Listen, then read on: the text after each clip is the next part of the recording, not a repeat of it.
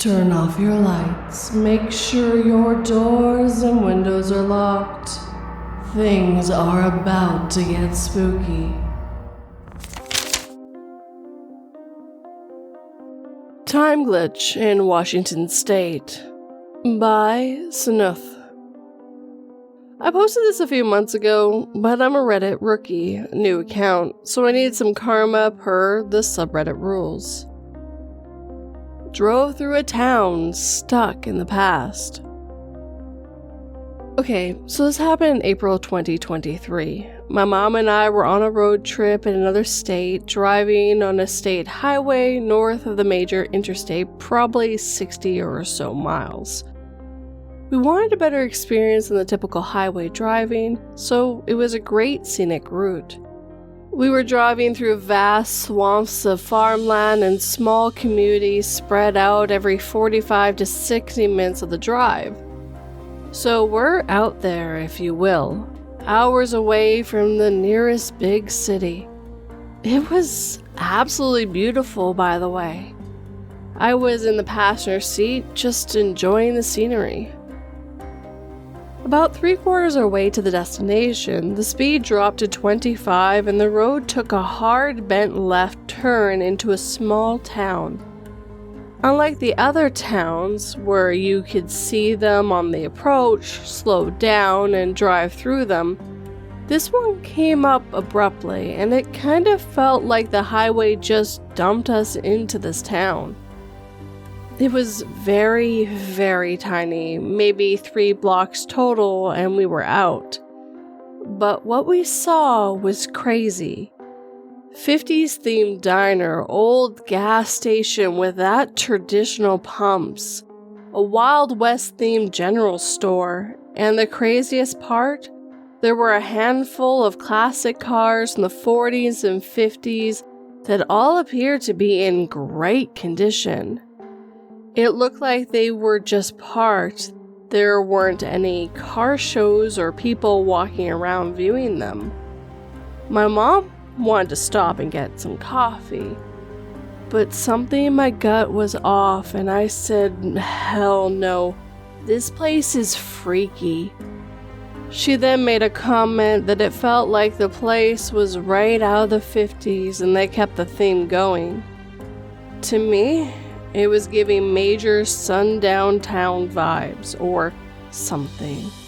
I couldn't place my finger on it. Something was weird. It took all of 25 seconds to drive through and back to a faster speed limit, and we were off. We wrapped the vacation up a few days later, and that was that. I've recalled that experience quite a few times these past few months, and finally, last night, I wanted to look into this place. I traced our route on the Google Maps, and after searching for quite a bit, eventually found it, and checked it out on Street View. Much to my surprise, the Street View looked nothing like my memory. The general store was different, the diner was different, and the damn gas station that was a cool retro pumps? Gone, and in place was an RV storage with a few tiny campers. The image date was from after our trip. Perfect, they changed it. No issue, I'll check on a picture for 2022 before our trip. Much to my utter horror, the only thing different in the older image were the campers. I asked my mom about it today, and she explained the town exactly as I remembered it. Then also brought up how I made a comment about feeling uneasy and how she wished we stopped anyways. Well, I showed her the Street View images, and she got freaked out too. And yes, the town on Google Maps is the same one we drove through. There aren't any other places on the road that cut hard left. I'm 100% certain, and my mom was able to zoom in and eventually find it herself. Yes, I literally asked her to do that for my own sanity, because this is freaky. I've been looking through other experiences but can't find anything similar to this. Has anyone heard or experienced firsthand anything like it?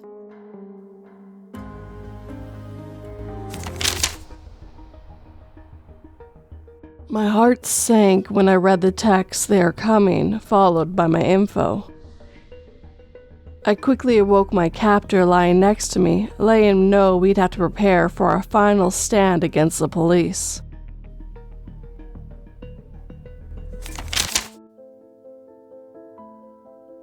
Did I Slip to Another World? By Real Tension 7442. I was at school when a girl I barely knew approached me and started talking in an overly familiar manner.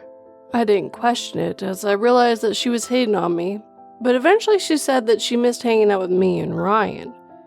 Ryan was a friend of mine, but not the kind of friend who I hung out with, and I certainly had never hung out with this girl. She was a year below me, so I didn't know her from any lessons or whatever. So as not to sound rude, I went along with it as she recounted all the dinner breaks we had spent as a trio. Again, this simply didn't happen.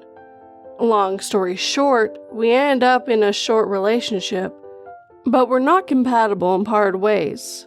During this relationship, I did decide to ask her if retaining to know me was her way of flirting. She got quite offended at this. 2 years later, I'm walking down the street and a girl stops me and is over the moon to see me.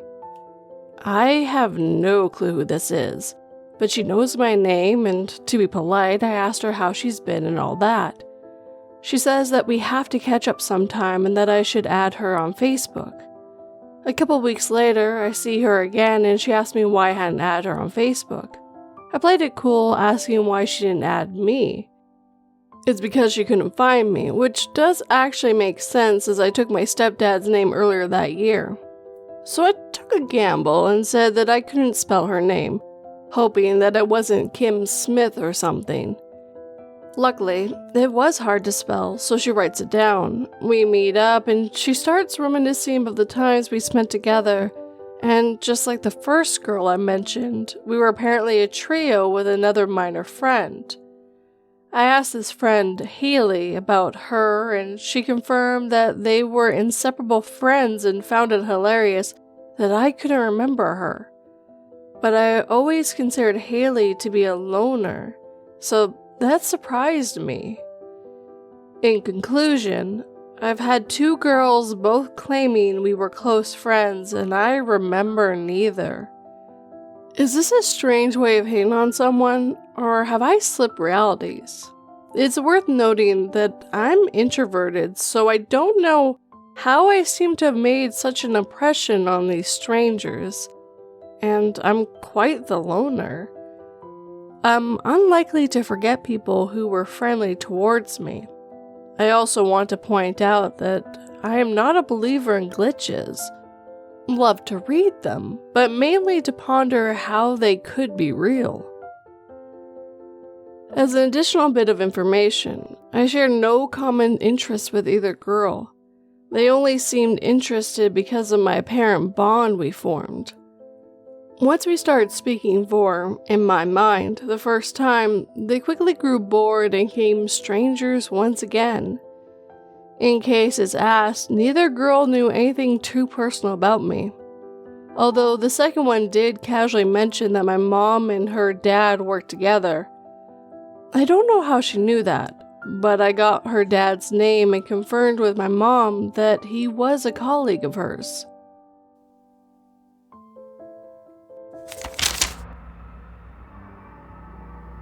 Yesterday, history was made when we detected a radio signal from an intelligent species in a distant galaxy.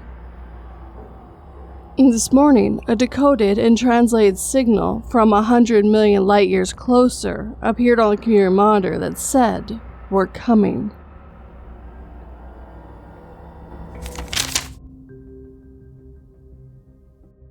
I've never been able to explain it, by J.B. Blitz 9. Years and years ago, when I was still but a teenager, living in a small home with my parents and younger brother, in around 2009 to 2010, it was the early morning. Having woken up about an hour earlier, my mom was telling me about how I was to take my younger brother to school later that day as she couldn't make it. Dad had already gone to work. Standing in the living room on the creaky floor, I see my brother descending the stairs to my left. It's one of those staircases where you can see just about the full flight with small wooden pillars lining the length of it, the gaps between those providing a clear view of those who was going up and down them. So my brother descends the stairs, dull blue PJ bottoms that are slightly too big, PJ top of the same matching color. I see his tuft of dark brown hair and his excited skips in his way down the stairs. I hear the loud creaks of each step down the flight. I could swear I heard slight intake of air and hushed giggling. Now, my brother back then was the excitable sort. He would sprint from place to place, bounce into things and people in his wake. Still true to a certain extent. So, he comes bouncing down the stairs and reaches the living room floor. The floorboard creaks and now he's out of my sight, my eyes still mostly engaged in speaking with my mom. He rushes from my left around behind me. I feel the slight displacement of wind as he rushes past, a quick move as to not have him bump into me. I step forward to do this. "Sorry, Jay." I look to my right, expecting him to be there. Nothing, not a soul. He was still upstairs, sleeping heavily. I turned to my mom, who had since turned away and walked into the kitchen. She saw my confusion. I spoke to her about it. She looked frightened. She has always been easy to fright. We don't speak often of it, but from time to time it comes up on a topic of spirits and stuff. I'm not a believer generally, but nothing has felt quite like that. My mind plays games with me, making me hear and see things that were not there, or maybe they were.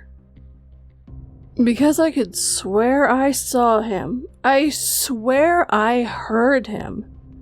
Nowadays, I say it was out of the corner of my eye, but it was much more of a glance than that, and I simply haven't had the heart to admit it out loud. I try and explain away, and often do without telling the full story. But with all these details, I cannot. But I wasn't tired. I had been up for a while and had had a decent night's sleep before. I wasn't ill. I highly doubt the monoxide out, and I've never seen anything like this before or after. It just bugs me, and I can't reason with it. It's not even the biggest occurrence in the world, far from it. But I'm just at a loss.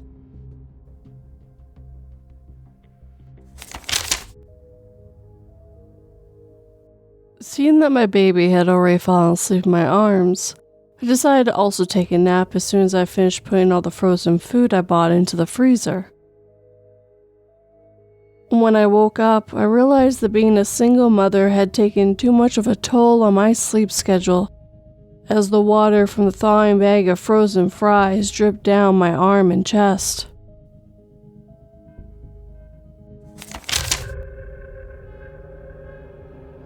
Lost an Hour by Legal Opportunity 851.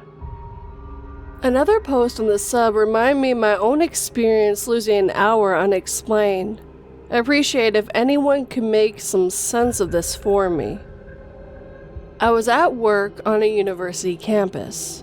One of my consultants wanted to check in with me on a project over coffee. So I met him at a local coffee shop that was 2 buildings over from where I work. I met up with him at 11 a.m.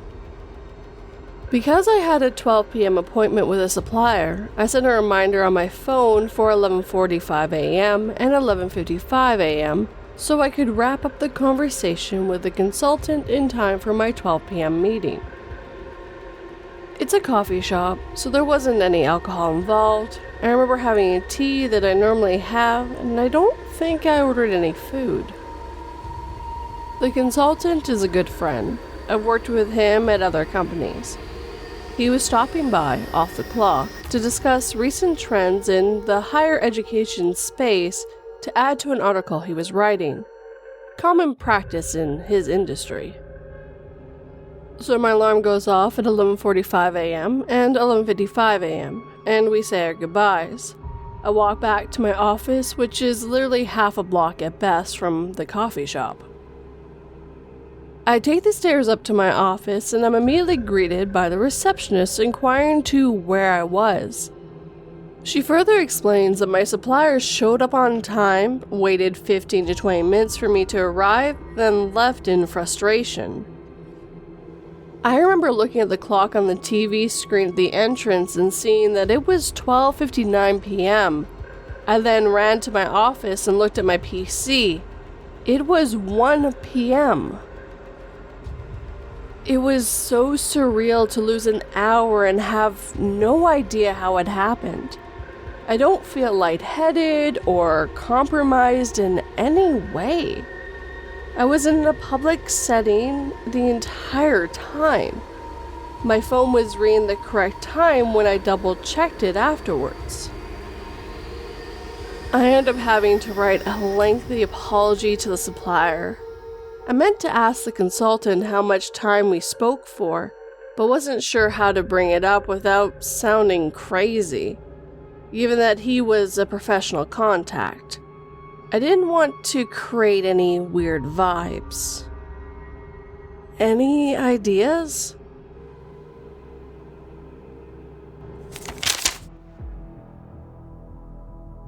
That sounds like your anxiety talking. I'm sure your friends don't really hate you. My last therapy session plays back in my head as I tread water 6 miles off the coast of Florida. The sound of laughter and a motor fading in the distance.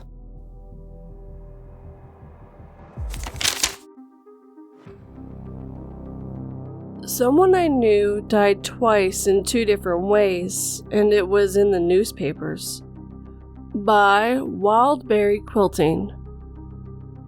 I went to high school in a very small, one-stoplight sort of town. A few years after school, I was catching up with an old friend, and she told me how these 2 boys that we both knew pretty well had passed away. We will call them Josh and Sean. I asked what happened, and she sent me a news article about how they were working in a shop and an air compressor had exploded and killed them both. Fast forward a few years later, and somehow it came up in a conversation I was having with my dad. I decided to try to find the news article I had previously read about it. Instead, I found an article about how Josh had been shot by people who broke into his house looking for drugs.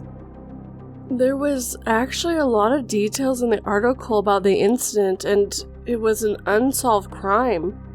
There was no mention of Sean at all, and I couldn't find any article about anything happening to him. I don't have any connections any longer to anyone in the town, so I can't check to see if anyone else remembers it the original way. It's just crazy because I remember vividly reading both articles. I know for a fact it wasn't just someone with the same name for 2 reasons. First, he has a very unusual last name, and it was a very small town. Second, there were actually pictures of him provided in both articles, and it was 100% the kid I knew from school. Another strange twist is that I looked up the story again just now to see if there was anything new. It seems the case was solved and 4 or 5 people went to prison for it. The second story has also now been featured in an episode of a TV series that I never heard of. I'm considering trying to track it down so I can watch it.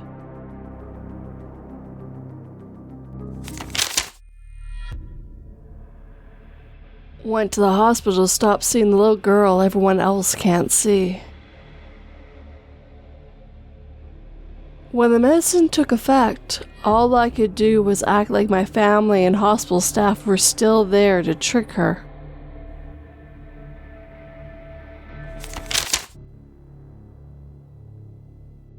A Parcel That Was Never There by Spider-Man. What I'm about to share just happened a few minutes before writing this post, and I swear to God this is true. I was told to pick up a parcel in our apartment mailbox before going home. As I was about to pick up the parcel, our mailbox did not contain anything other than an envelope for our electric bill. After getting the bill, I put my hand inside the box to thoroughly check if I missed it because the parcel was so small. After confirming there was nothing inside the mailbox, I then proceeded to call my girlfriend to tell her that the parcel was not left in the mailbox. I then talked to the security on duty to confirm if there was a parcel left under our name, and he told me to just double check, so I did, and when I got back, the parcel was there, right by the door of the mailbox. And it's not a small parcel, it's a plastic t-shirt, which would not have been missed by my hand while checking the first time. After that, I got goosebumps and realized it was very weird for that to have happened. 1. Nobody might have put it back since I was just a few feet away from the mailbox. 2. The mailbox is 5 inches tall and wide, which by touch to the back wall means you've reached everything there is to reach. And 3, the gosh darn item is fitted in there that you need exert a little bit of pull force to even get it out. If anyone's experienced the same, please share, cause I'm thinking of supernatural occurrences aside from it being a glitch in the Matrix.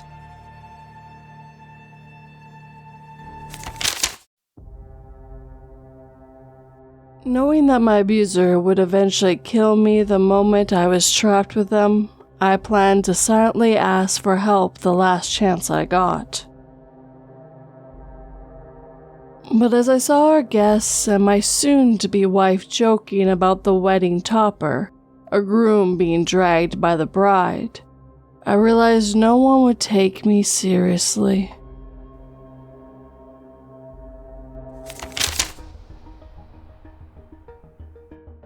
Classic Object Doubling Story by Croatoan178. This story isn't anything crazy, but it's always confused me. So I help out at a summer camp, and last year I was actually given the responsibility to do a little research project with the kids. Long story short, it involved each team of kids having a whiteboard to write their findings during the project down and present at the end. Rather than purchasing 5 whiteboards, I opted to get some large sheets of cardstock laminated so they'd be able to be used with a dry erase marker. I don't have pictures or receipts, but the amount of things I witnessed to confirm what I did in preparation for the project and how nothing was amiss till the day of the project is weird. So I originally got the idea for cheap whiteboards when I saw a pack of 5 big sheets of white cardstock at the store for a few dollars and was like, perfect, I'll do 5 teams. Took the package to the print shop to get them laminated. I bought 5. I said I wanted 5 laminated. They laminated 5, so no problem or comment on a miscount. And I paid for 5 laminations. Brought them out to my car and counted them. 5. Months later, after spending all that time setting up for the project for them, 5 envelopes of clippings of info on 5 ancient tablets, each put with a whiteboard to give to the 5 teams. I spent so much time around these 5 laminated sheets, so obviously when I handed out the pack of tools to each of the teams and found that I had 6 whiteboards, I was so confused. I ran around the room trying to find what team was missing their whiteboard, but each one had already. All 6 were the same, even all that had the cuts on the corner where I rounded the sharp plastic out with scissors so they wouldn't poke any of the kids.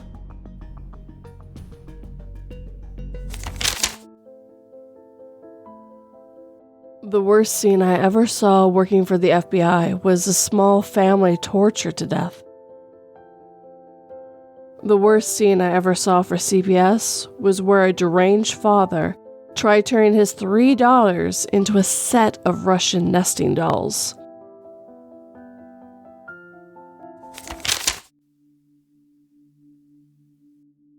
Missing Purse by Black Eyes. I have many stories like this, but today was the oddest one. After therapy, I was picked up and taken to a cafe, where I stayed until my roommate got off work. I picked up my purse, my stream deck, and moved out to the car. I said my goodbyes and placed my purse on top of the car before I left, and then took it and placed it in the car by my feet. I remember the familiar jangle of the keychain on it and the weight of my purse on my shoulder. But when we got home, my purse was nowhere to be seen. I looked in the back seat and under the front seat, but it wasn't there. So we drove back to the cafe, where my other roommate had put it behind the counter, claiming I left it on the chair for the table I was at. Me. Oh, I could have sworn I grabbed my purse. Thank you for putting it in the back here, though. Roommate A. I could have sworn you did too, but I saw it and thought I'd bring it home for you. Me. Today has just been odd, I guess. Roommate A. What do you mean? I then go on to explain a bit and say thank you again and return to the car. My other roommate and I believe in quantum immortality and the like, thinking our consciousness keeps switching to different dimensions. We joked about how the cafe might have been blown up or something, but to be safe, we took the back roads home.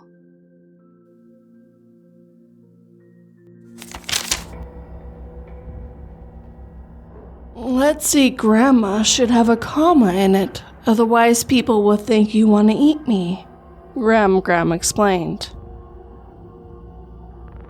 Then she reminded me not to tell my parents where Grandpa went or what she had been feeding me while they were on vacation.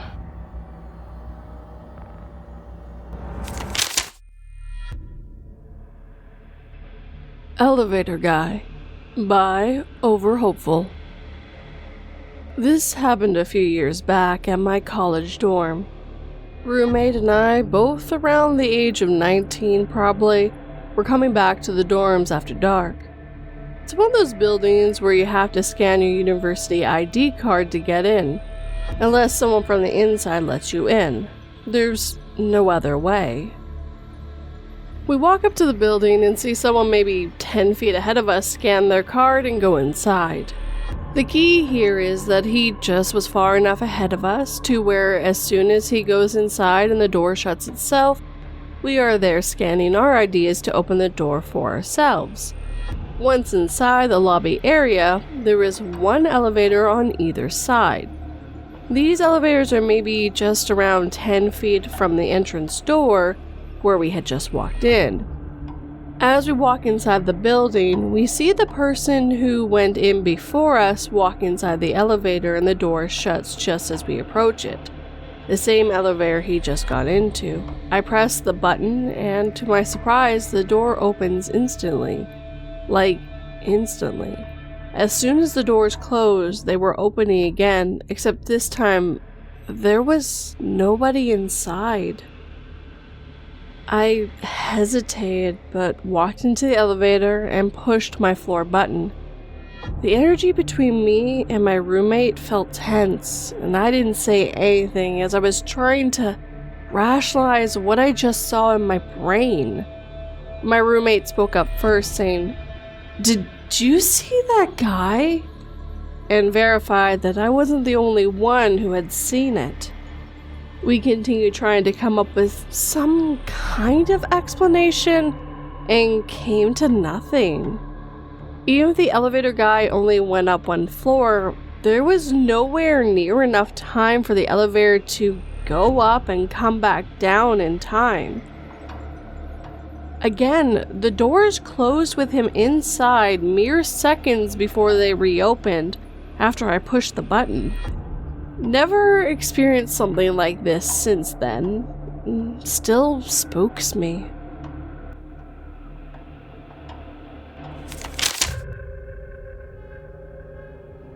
My dog has come to me for food every night since I got him a week ago. I'm not sure what will happen when I run out of limbs, but I'm almost out of fingers and all I can do is hope it will be quick.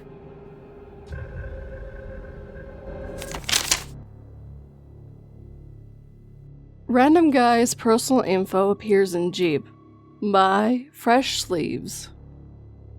First post on this sub. This past summer, my mother works from home, so doesn't go out much. Decided to turn in her lease early on her 24 Jeep Wrangler. Important to note, she's the first owner to get it with 3 miles.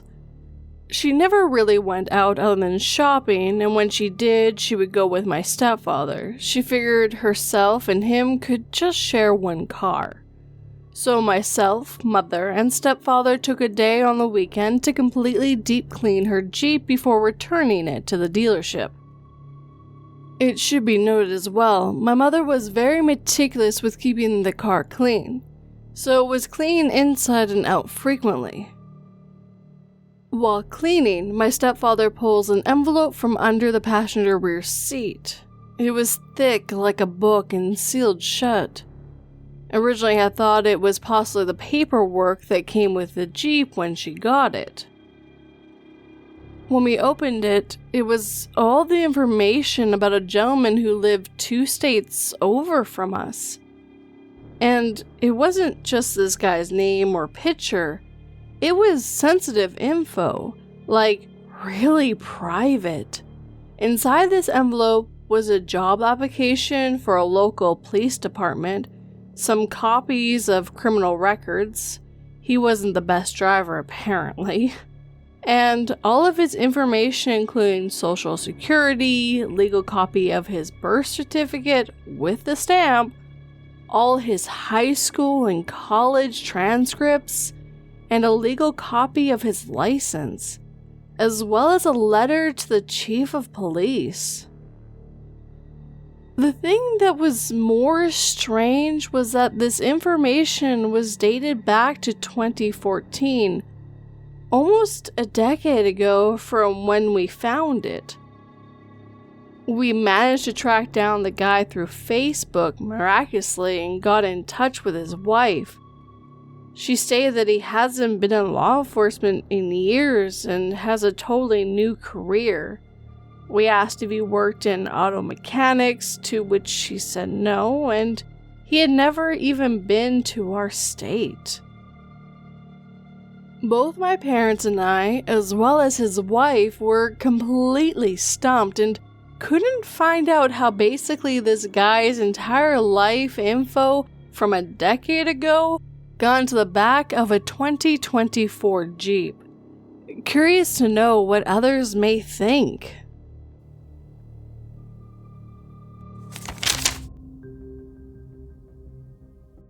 My heart sank when I saw there was no vitamin supplements in my father's food delivery. Once you've been deemed a burden in the colony, valuable perishables are no longer given, and soon you must take the jump. Customer barely escaped an aggressive harasser. By Chemical Dirt 5586. This happened at my work just a few nights ago, and it definitely felt like the case of being in the right place at the right time. I had just gotten back from my break and was on my way back to my workstation when a middle-aged woman stopped me and asked me for help getting into the store's Wi-Fi. After a few minutes of trying to fiddle with it and troubleshooting, we found that her phone was almost completely without service. She reacted to this with a level of distress that seemed to go above and beyond mere frustration over not being able to use an app. I sensed that something serious was going on, so I asked her, "If you don't mind me asking, what exactly are you trying to do? Maybe I can help you figure out an alternative." She then informs me that she was in an unsafe situation. She mentioned a psycho had been trying to follow her and said she was trying to call a friend of hers for help. Despite the fact that I'm technically only supposed to use it for work-related purposes on the clock, I immediately offered to let her use my phone, and she gratefully accepted. Her friend luckily picked up the call from my phone. In our conversation with them, I heard her say things like, "I accepted help from someone whose intentions turned out not to be good, and now he's after me. I'm at Walmart. I'm scared he's going to come into the store and find me. Please come pick me up ASAP." After their friend hung up, I asked her if her friend was on their way and if she was going to be okay. She said yes, so I made my way to my workstation after wishing her well. Around 10 minutes later, I saw the woman again passing by my work area, and this time with a man. I hoped and prayed the man was her friend and not her harasser. About another 15 minutes later, the two of them came through my line to check out. I looked for an opportunity to pull the woman aside and discreetly ask her who the man with her was. But before I could do so, an old, bald man in a grimy corduroy jumpsuit approached both of them and began very insistently trying to get the woman to get into his car. The man, who I now realized was indeed the woman's friend, stood between the woman and the creep and firmly told him that she would not be going with him. The creep was persistent, and the friend basically had to tell him to screw off before he got the hint and fled. I turned to the woman and spoke. "I take it that's the guy who's been bothering you? Damn, he even looked like a creep. Are you okay now?" The woman nodded and thanked me for my help in getting in touch with her friend. She then turned to her friend and explained, "She's the one that helped me by letting me use her phone." Her friend turned to me with a smile and asked, "That was you, huh? With the out-of-state number? Well, thank you for helping her. She's a dear friend of mine." I smiled back and assured them both that I was happy to help and glad they were both okay. They finished checking out, and I saw them leave the store without any further trouble. I'm glad I was able to play a part in ensuring her safety.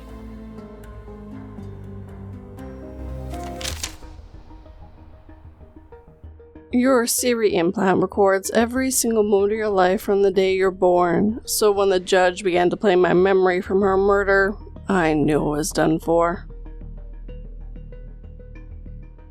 The memories themselves should be impossible to alter, so, despite being found not guilty, I was more afraid than ever before. Siri had edited the video, and I had a feeling it wasn't to save me.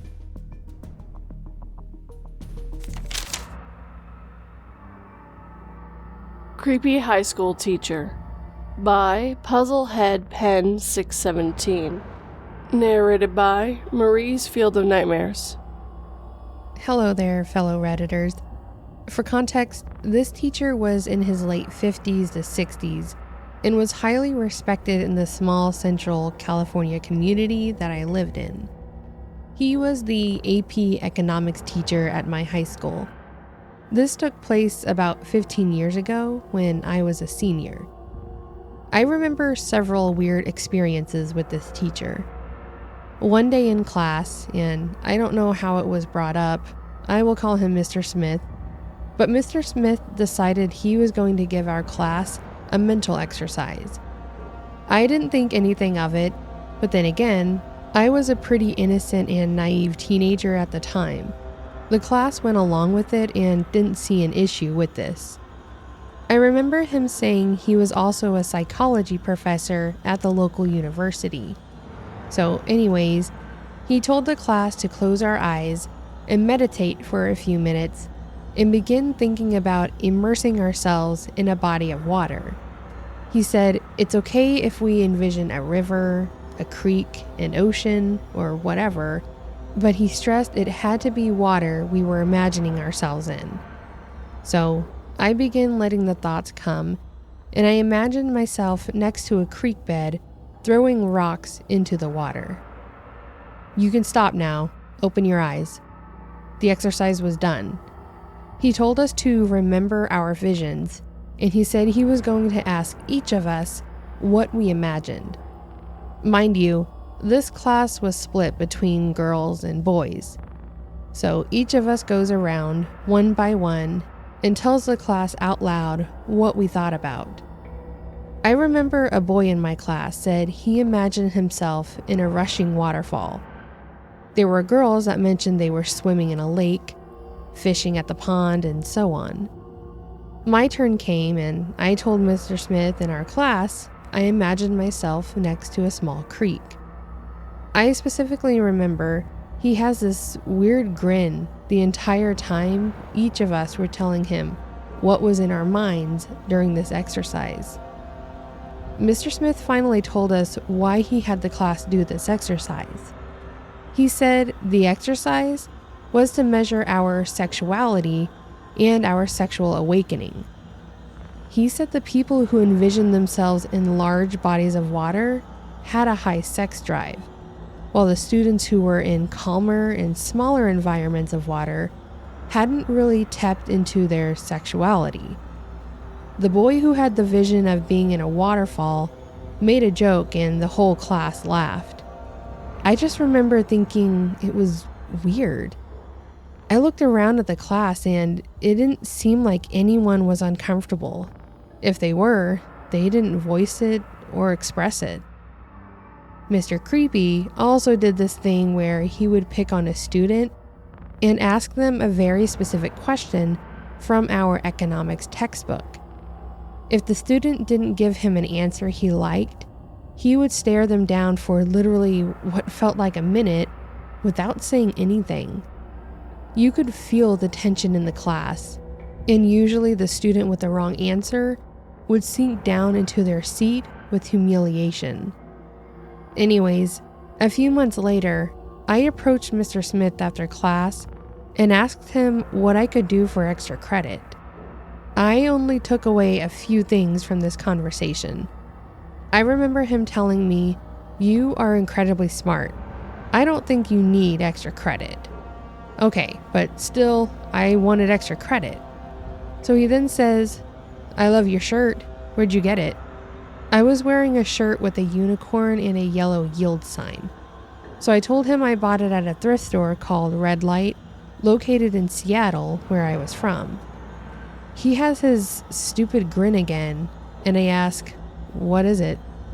Mr. Smith said, "Red Light is a porn site. Did you know anything about that?" I immediately left.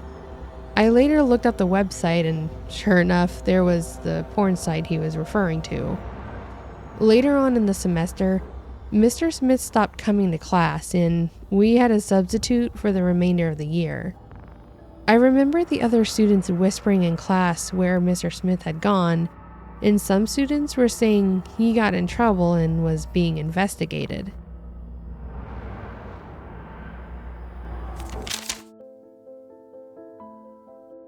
"Well, look at you, aren't you a beautiful thing?" he said excitedly.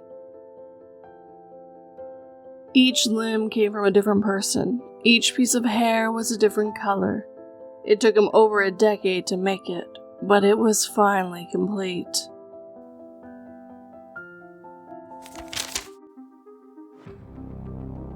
"Can't you see how much I love you?" By Girl Veteran.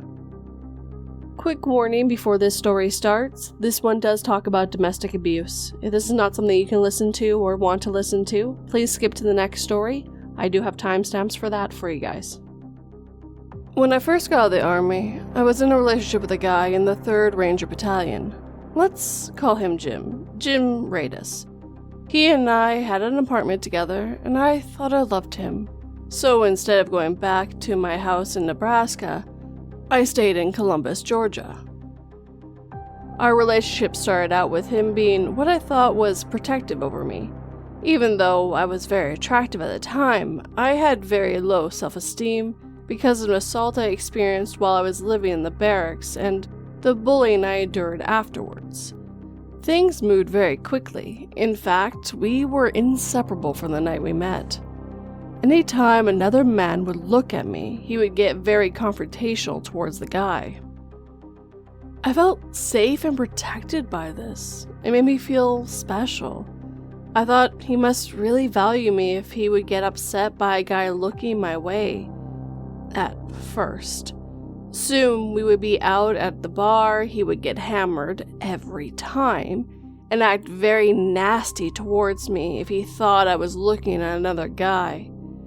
This would cause bitter fights, and I would always end up in the fetal position in bed, sobbing. But still, I stayed. The next day, he would always apologize, make excuses about it being because he was so drunk. But then he would proceed to explain to me why what I had done was wrong.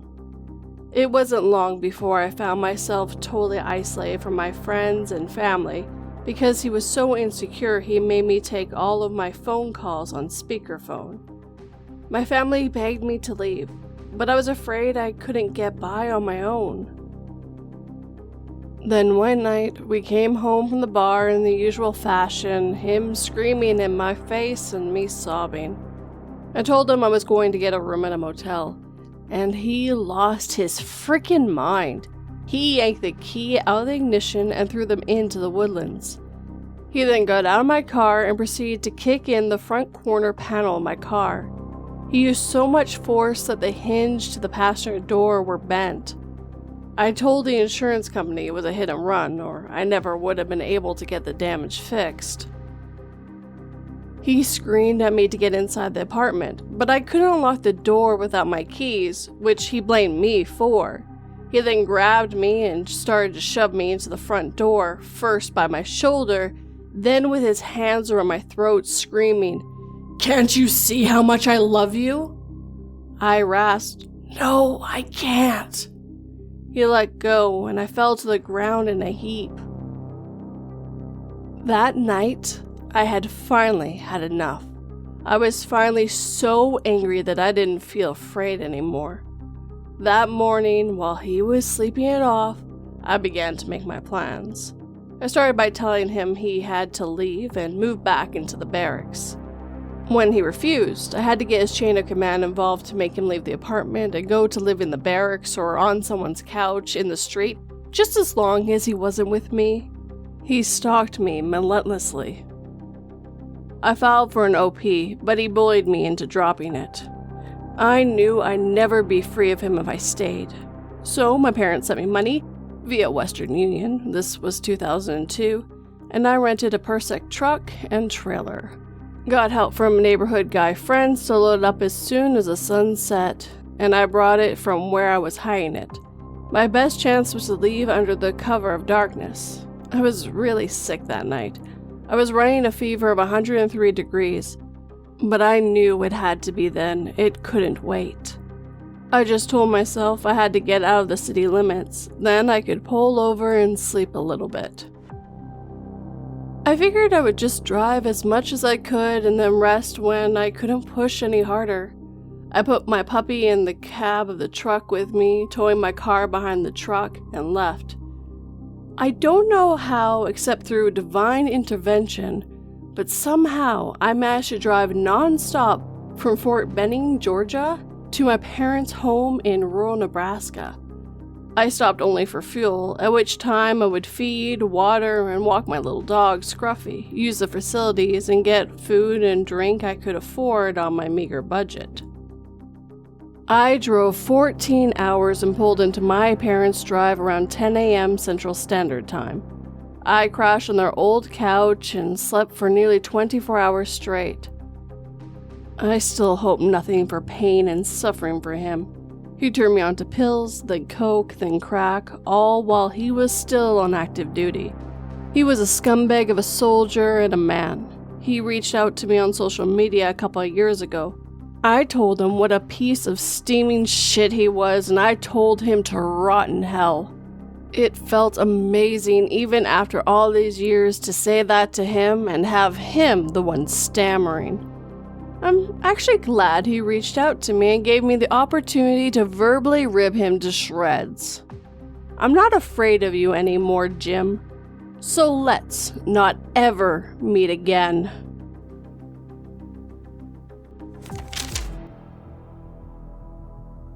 The old fortune-telling woman told me I'd die by drowning, so I spent my life avoiding water.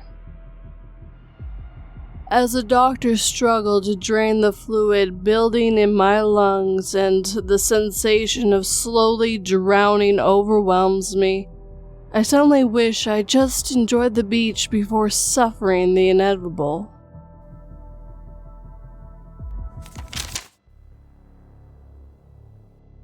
Summer of 2009 was horrible. By Anonymous. Narrated by Marie's Field of Nightmares. So, this happened when I was 15 and my little sister was 12. Little backstory here. We lived in this small town for several years and it was safe. A few years into living there, we had a cop with his wife and kid move in 2 houses down from us. Our house was built sometime in the 1920s. This is a different town than my previous post, by the way. A few nights before this incident, our other siblings locked us out of the back door. Us being idiots, we kicked the back door in. The door didn't budge, but the frame came out of the wall and the door was just hanging. One of our blinds were broken. We didn't have the money to fix it, seeing as my parents had 8 kids and money was tight growing up. Anyways, the blinds were broken behind our TV. On the other side of the window was our garage and our driveway. Next to the driveway, on our neighbor's property, which was abandoned, had tall shrubs. What we didn't know was there was 2 people hiding in the shrubs watching us. I'm gonna leave some details out to make a long story short. My little sister's name will be Candace. My name will be Aria. It was summer of 2009.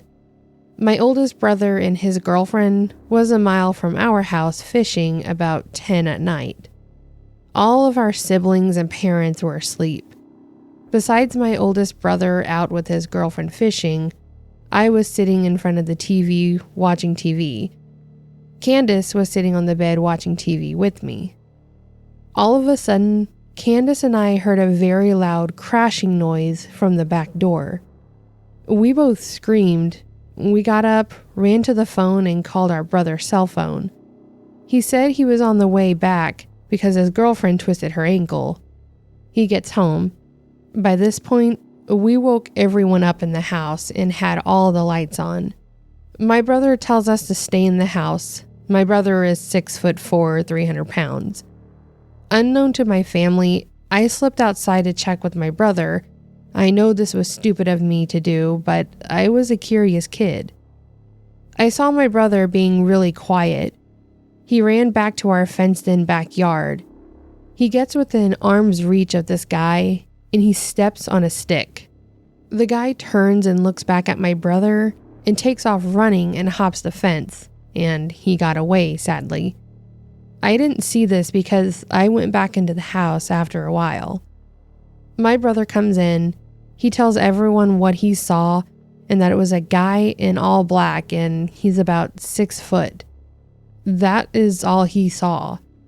The rest of the night was all calm. My brother on high alert though.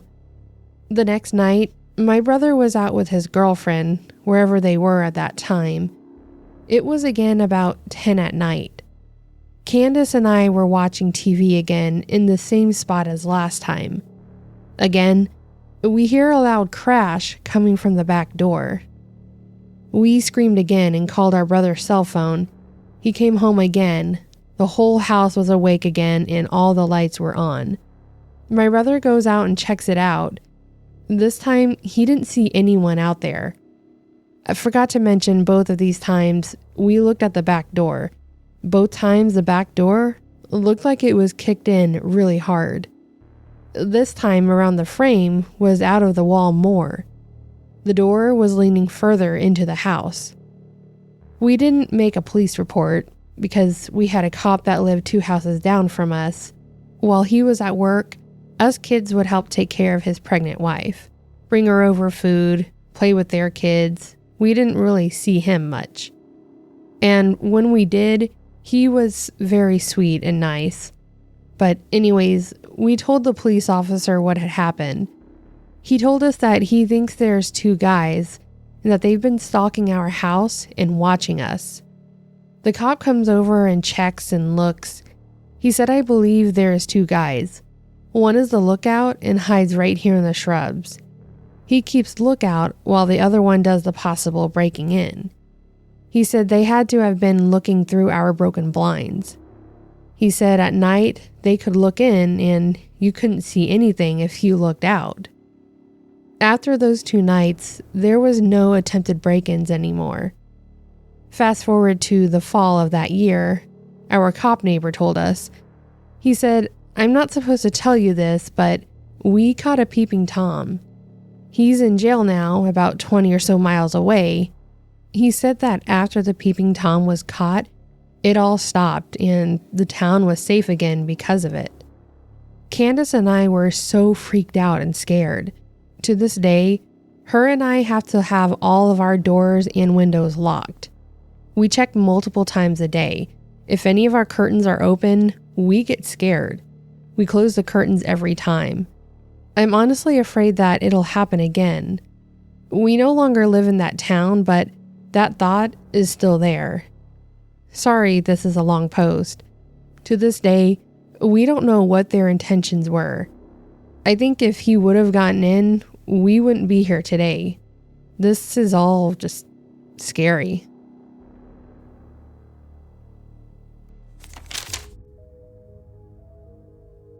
After the event, desperate and dehydrated, I stared at the one edible item I found in the abandoned house, a large jar of canola oil.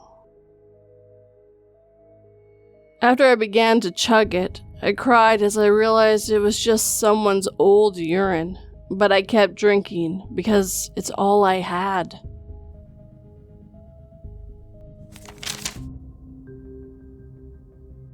It's been 5 years since that relationship, and I still haven't dated anyone since. By Anonymous. Quick warning before this story starts, this one does talk about domestic abuse. If this is not something you can listen to or want to listen to, please skip to the next story. I do have timestamps for that for you guys. I was a sophomore in high school and I fell head over heels for the new quiet guy, and I thought he was my forever. Crazy, but I would actually go on marrying down the road just 1 week after graduation. High school sweethearts. Looking back now, I can see how many red flags I noticed but ignored because I was a young, eagerly waiting to grow up. Fast forward. The night before my wedding day, I was going over last-minute wedding details with Mom, who is easily one of the most caring and selfless people I know, so bless my sweet mama's heart when I asked her if she'd be mad if I decided I didn't want to go through with the wedding. The wedding was, of course, the next day. But, me being me, Mom thought I was messing with her. I couldn't tell her the truth of what was going on now, so I took a deep breath and forced a believable chuckle. She generally thought I was pulling another one of my jokes. I went on to finally tell her the truth almost a year after I escaped him, and she still feels bad about not taking it seriously. No one knew what was going on behind closed doors, but makes sense. I was honestly his biggest PR team. Only 2 hours passed saying I do's and he was throwing me out of the truck in my parents' driveway, cursing and yelling that he wanted divorce. Recklessly driving off, so much for all that honeymoon phase, on our actual honeymoon. I ran inside and my dad came out of the bedroom, and he can't understand a word I'm saying, but he's trying to basically ask me what was happening, and I say it as clear as I could while uncontrollably sobbing. He left me! How could he? On our honeymoon! My dad is pissed, but then relaxes and tries to rationalize the situation. Like, maybe he forgot something, pulled a bad joke, or something like that. Then we see his truck flying in on our driveway and my dad smiles, saying, "See, he's right there." I wipe my tears and walk out the door and tell them yes, it was a prank. Inside, I was screaming. I was so embarrassed for myself because now I look crazy. But if I wanted to save this relationship, they could never know the truth. Months go by and he starts being sweeter ever since we had to be long distance because he was in the military at training. But as soon as I would pack up my life and move to Texas with him, I could tell my parents were starting to see the cracks I had worked so hard to glue together. My mom even picked up my phone on the table mistaking it for hers and saw this huge message from my ex and just started crying, begging me to stay because he was not a good person. But I assured her that this was way out of character for him, a lie, and that he was just lonely. I knew she didn't believe me, but she also knew I was stubborn and was going to do whatever, regardless of her concerns. Just a few weeks in Texas, I knew my life was in danger. It was Thanksgiving Day, and my family just called to check up on us and just tell us Happy Thanksgiving. And the moment I hung up, the man that I thought was my soulmate started cursing at me, saying that I needed to stop talking to my family because he was my family now. I let out a little chuckle, thinking he got to be joking, and he picked up our wedding glasses. I specifically had them made for us, and throws them directly at me, shattering around me. Shocked, I didn't know what to do, so I walked over to the broom and started sweeping up the broken glass. You may be hearing this and think, surely he had been done throwing a tantrum by now, but no. He then throws picture frames at me while I'm sweeping up the glass. Honestly, that broken glass on that wooden floor was just a metaphor for any love I had left towards this man. I broke that night. I stopped seeing him as my other half and more as the monster I'm now stuck with. I became very depressed, and he loved that. He would break me down over and over again just to get a reaction. 2 months go by, and one night he completely lost his shit over the washer and dryer people messing up the day they were supposed to come out, and he starts pacing back and forth, mumbling words I can't quite make out, but demanding that I call him fix it, grabbing me and sat me down on the couch telling me what to say and that I better not fuck it up. Like a damn negotiation. This man was paranoid as fuck, making comments that they were doing it because he was a soldier, then started blaming me even though I wasn't even around him when he first called in the first place, but still yelled at me for hours until snap. He walked to the bedroom. Me? I'm on the couch still processing this fucking moment. Tommy. You're so fucking stupid. This is your fault. Did you plan this with the workers just to make me look dumb? Or are you really just that fucking dumb? Huh, you stupid fucking bitch? Him again. That's what I fucking thought, you fucking no good, ungrateful bitch. Myself. You know what? I'm done. You won't do anything except for complain and bitch at me, blaming me for everything. All you do is curse and yell at me for no damn good reason. He looked at me with the look that I have heard other victims try to describe, and the best I can describe it is a darkness in his eyes, like an emptiness that still causes me nightmares to this day. Without hesitation, he lunged at me in the middle of the day with our curtains open, door wide open, neighbors out and about. He throws me against the wall and starts choking me. I slowly see black, but he lets go for a second. Just then, he slams my entire body to the floor. At the moment, I either blacked out or my brain was trying to shield myself from what was happening. But piece by piece, I would come to, and he was holding me by my shoulders and just repeatedly slammed me on the wooden floor. My screams ignored by the people outside. I plead for anyone to call the police and repeat yelling for help over and over. My fight or flight takes over and I choose flight.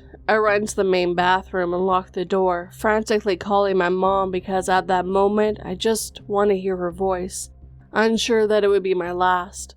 But my poor mom didn't know the nightmare of that phone call until it was too late. She was with my sister and my dad, and she puts me on speakerphone because we usually do this so that all of us can talk like we're all together. But instead, they hear me screaming for my life and hear my ex calling me awful names and telling me to get my ass in there and to unlock the door. They were confused and my dad was ready to come and kill this asshole himself. But then, silence. No more banging, just me softly crying and just trying to calm my mother over the phone and tell her that I'm alright and I now know I need to leave him, but I have to do it in the safest way possible because if he were to catch me, I may not make it out with my life. When I walk out of the room, my ex is just sitting there with a blank stare, like nothing had happened. This was a theme throughout our 3-year relationship, but I could no longer ignore the escalation of his behavior. So, one night, I put my escape plan into action. I was going to make a run for it. It was 2 a.m. Keys to my Pontiac were on the kitchen table, and he was asleep in the bedroom that I wasn't allowed in for several days earlier. I busted out of the guest bedroom that was my prison and beelined out of the front door quietly, but also as quickly as possible. 9.5 hours to my home state, only stopping once in Dallas to fill up on gas. With every mile in my rearview mirror, I felt something inside that reassured me.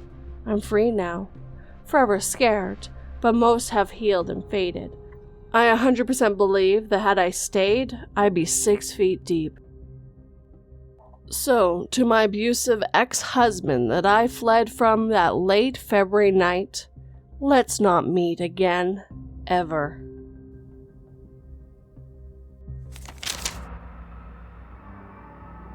Mercy dogs will alert the medics to the location of wounded soldiers and sometimes even drag the soldiers towards safety.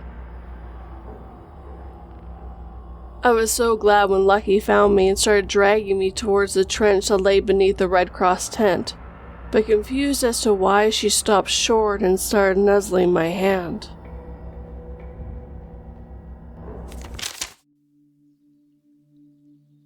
On a New York train with a creepy man, by Anonymous. This happened back in 2018. I was 24 and my sister was 25. We are both native New Yorkers, and there are plenty of stories I have. I think we all know New York is strange.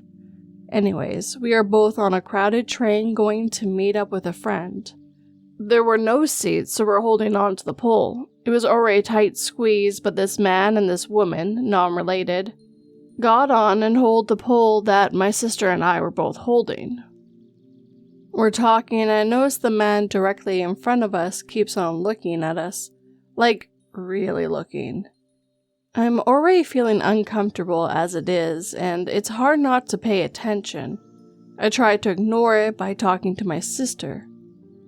By the way, we are nowhere near our destination. A couple of train stops later, he eventually says to us, "Are you guys sisters?" We both look at one another, feeling awkward, and I'm like, yeah? At this point, I'm praying that the train would hurry up to the next stop so we can get off. I know my sister is thinking the same. The other girl is looking at us, and she looks uncomfortable. He smiles and seems to get excited, if you know what I mean. He then says to us, "Oh yeah, you guys are sisters," in an incredibly perverted tone. He licks his lips and keeps looking from my sister to me, back and forth. At this point, the girl gives us an awkward smile and looks just as terrified as we do. I can tell this man is getting really excited by the fact that we are sisters and comments how beautiful we are. My sister looks at me and we see a stop coming up. We both know it's not our stop, but we're leaving the train. He keeps trying to talk to us and we keep ignoring him, and as soon as the doors open, we leave that train. Again, I've been in many weird and uncomfortable situations, but the fact that he was literally so close to us with his perverted smile, his excited eyes, and excited, you know what. Yeah, I'm glad we're able to get away from him safely. Thankfully, he didn't follow us.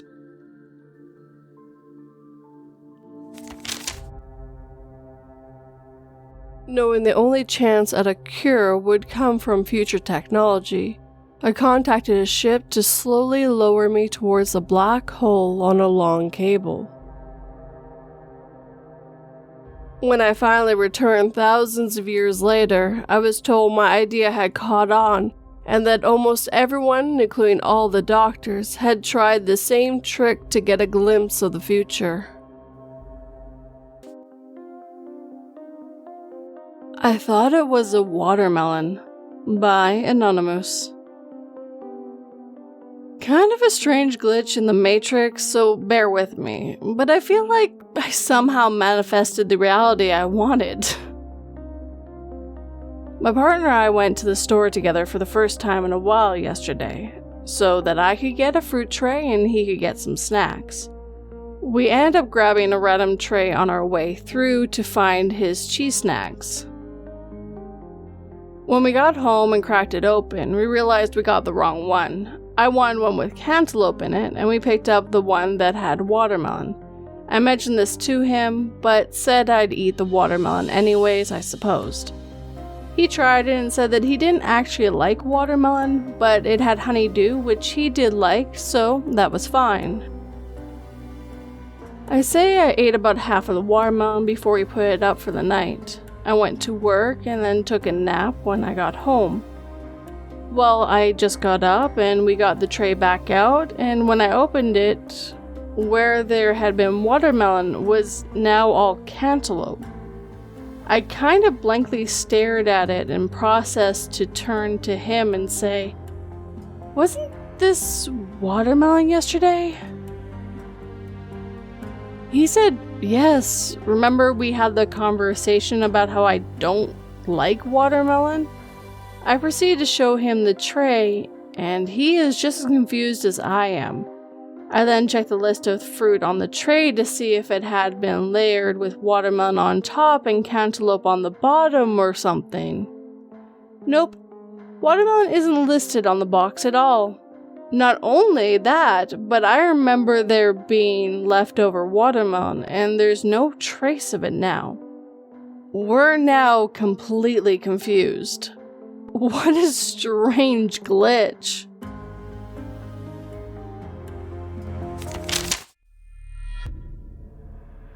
The serial killer's letter to the police stated that on this date he would begin killing people using the instrument of their own sins as his murder weapons. And sure enough, an unfortunate victim turned up today, stabbed to death with a snapped-off turn signal indicator of his own BMW.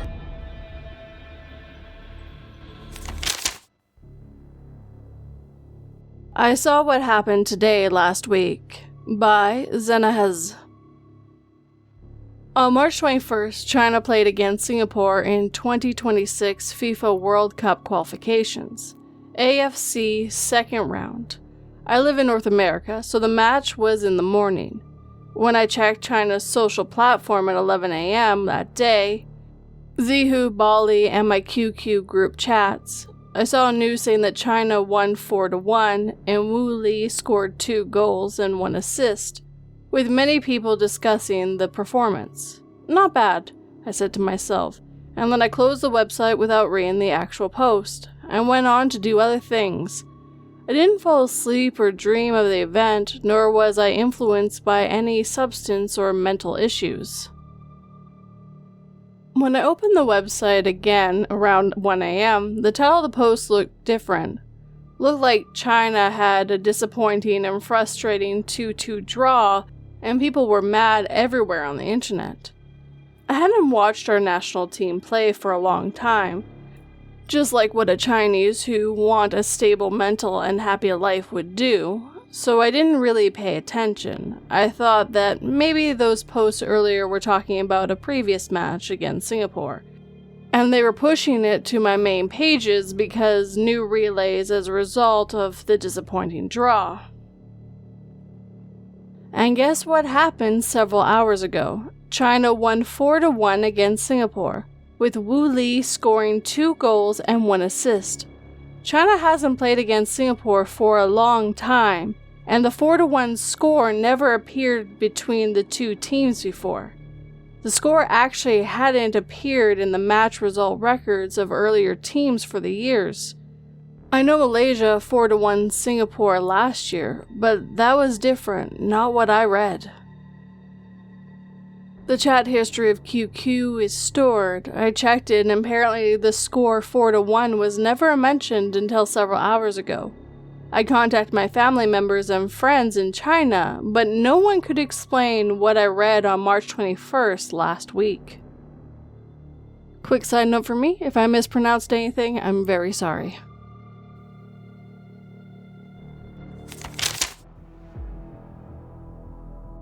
"Don't worry, it won't hurt. We picked out a wonderful branch just for you," said the swinging corpse of my sister, pointing to a noose which now dangled nearby. Thomas cried out when he saw his 2 daughters hanging from the gnarled oak, and then one of them opened her eyes and said, "Don't be sad, Daddy, please. We have a branch for you too."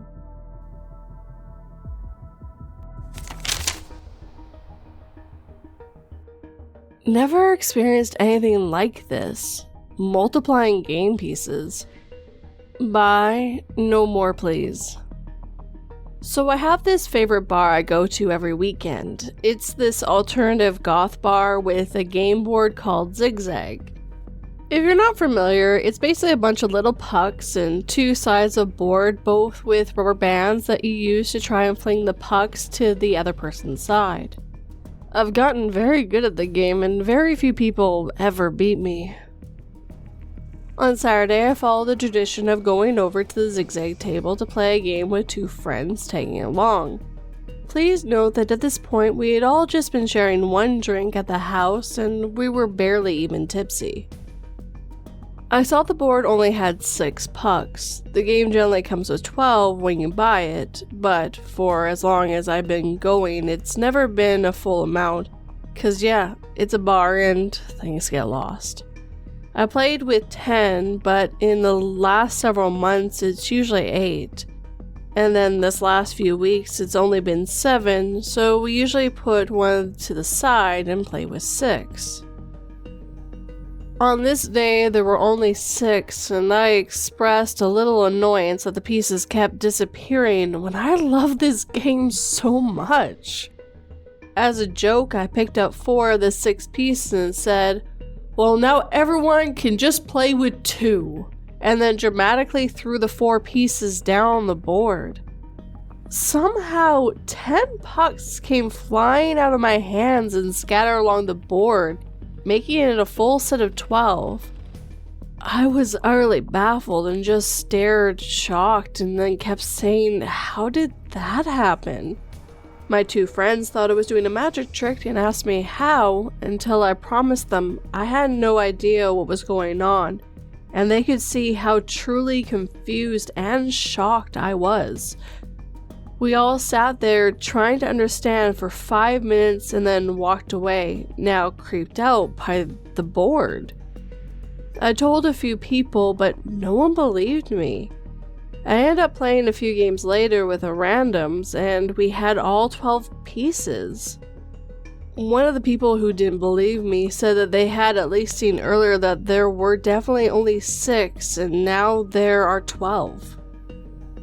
What in the hell? I have literally never experienced anything like this before, and I wasn't on any psychedelics, and I wasn't drunk, and 2 of my friends saw it also. I have no explanation.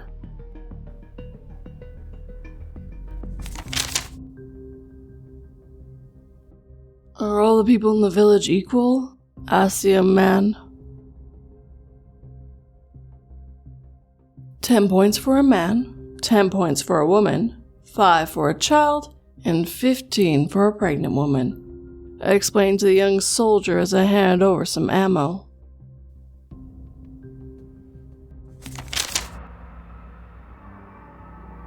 Teleporting fish?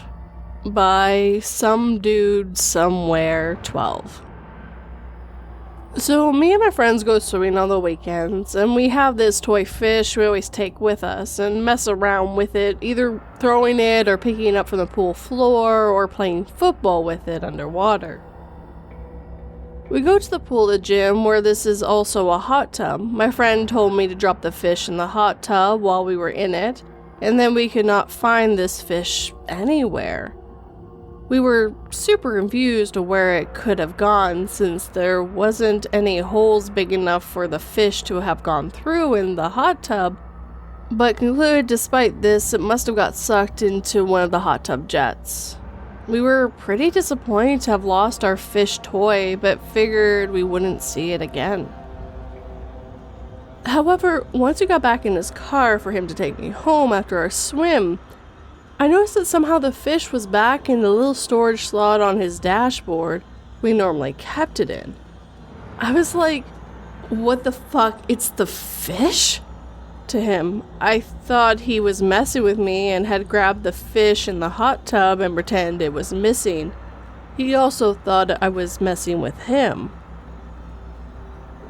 Once we confirmed neither of us played a trick on the other, we both felt pretty freaked out and spent the whole drive being like, what the fuck, how did the fish get there? It makes no sense.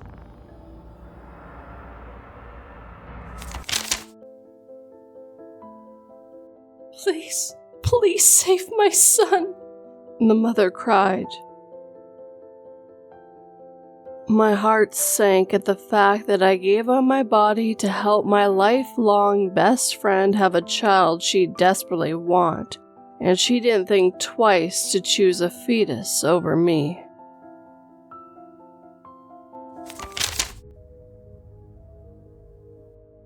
Red Bag Tab Glitch by Cataminus.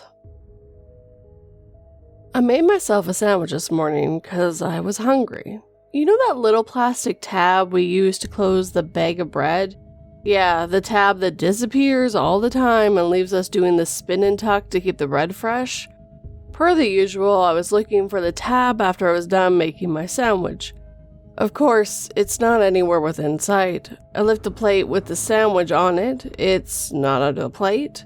As I set the plate down, I hear this little click. I lift the plate again, and lo and behold, the tab was there. Probably just stuck under the plate.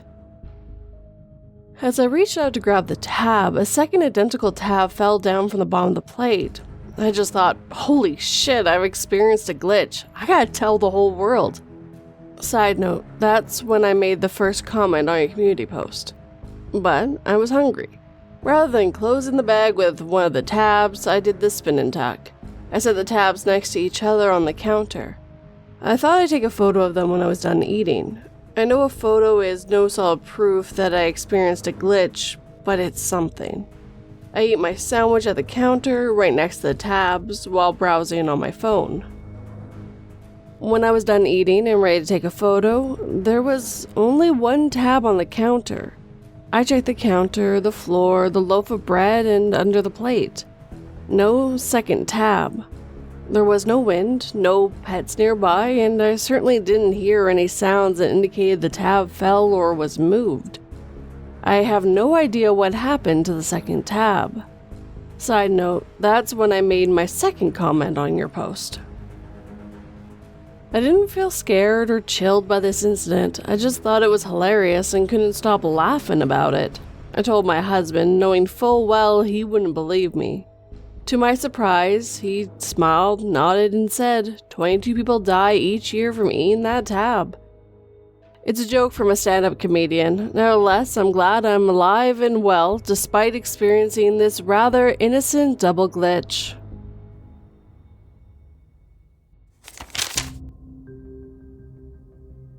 They say I'm a sadistic killer using ancient methods to torture people for fun, but that's not true at all. She frowns at her captive and says, "The goal here isn't to hurt you, only to use experimental archaeology to learn whether scaling truly makes the flailing smoother, considering those primitive tools."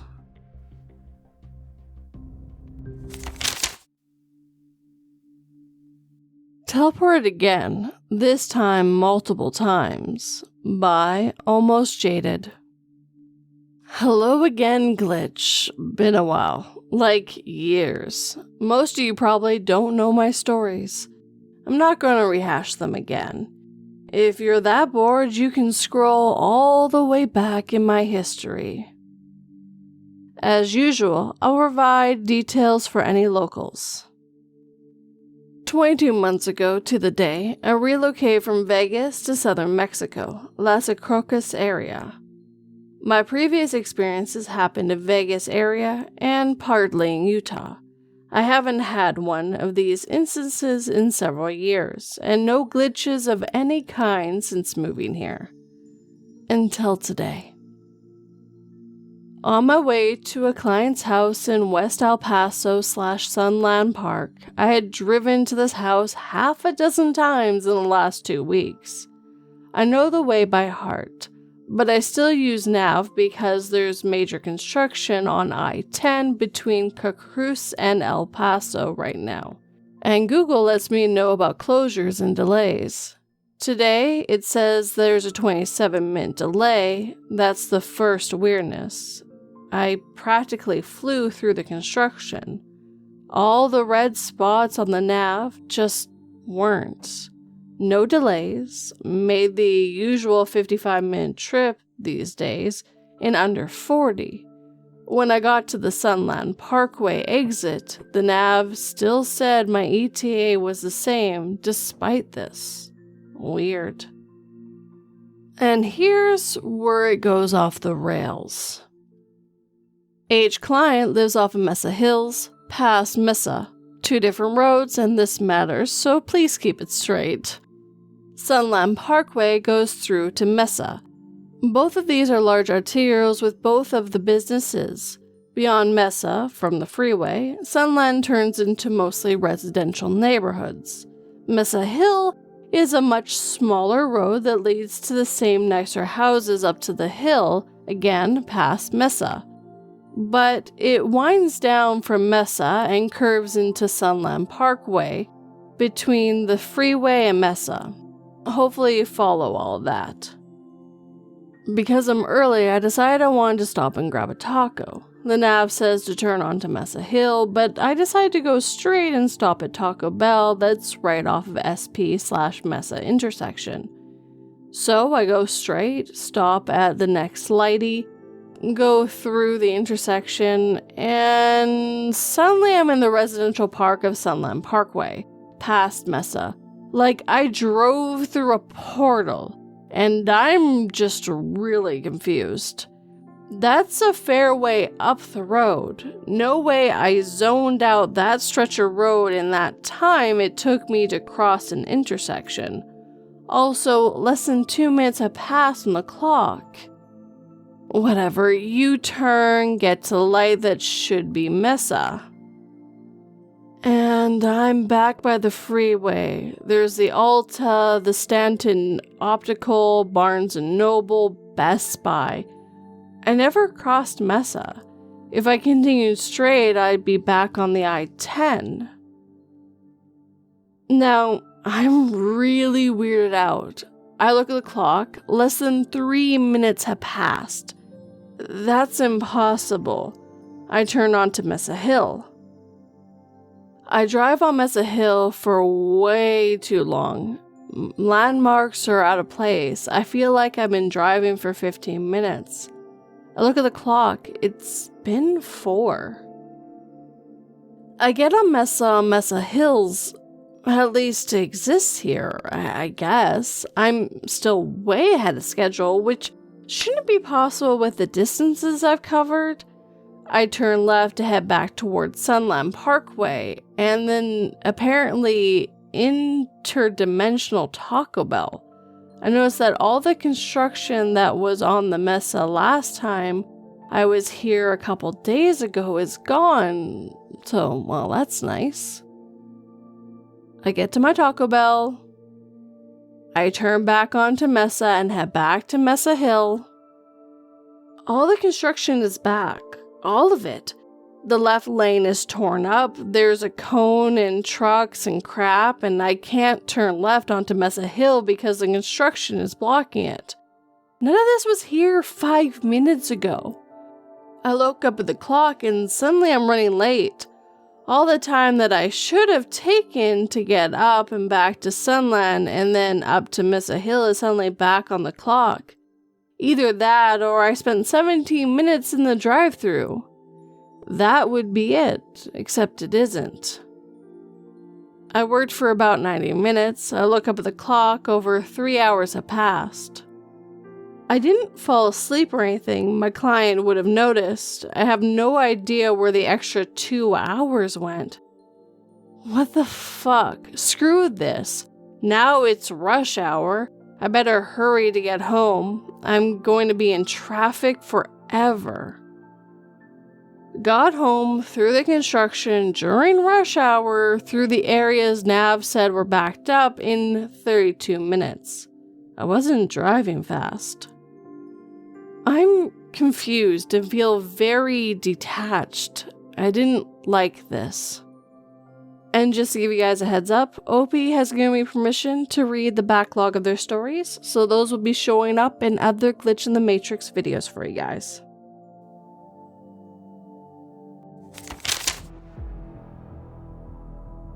As we pass the bottle of hooch around the campfire, we regard one another with stories of the worst things we had ever done. Everyone started laughing when I said I poisoned the alcohol, until the first person threw up, and another one fell on the ground in uncontrollable convulsions.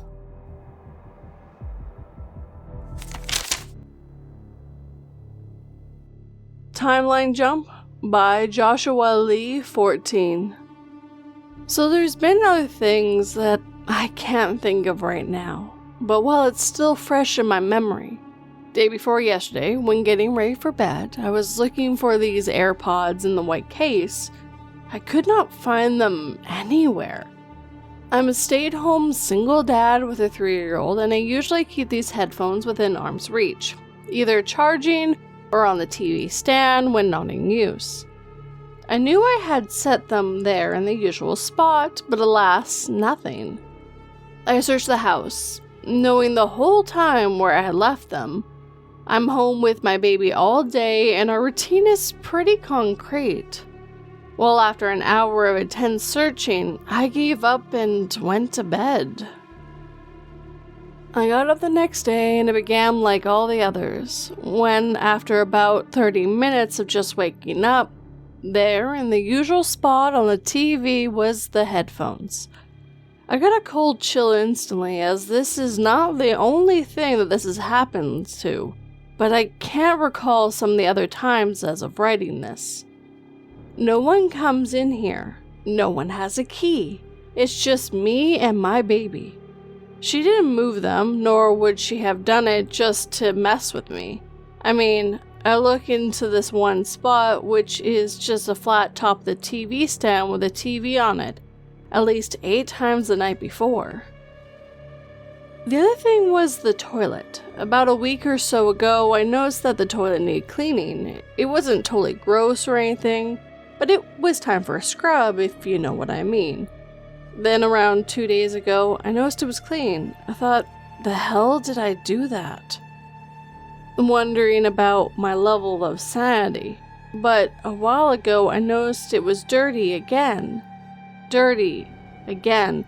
Like, the misplaced headphones were weird, but the toilet cleaning and the resoiling itself with the exact same patterns of dirt is something I'll never be able to get past. Am I crazy, or has at least one other person experienced something similar?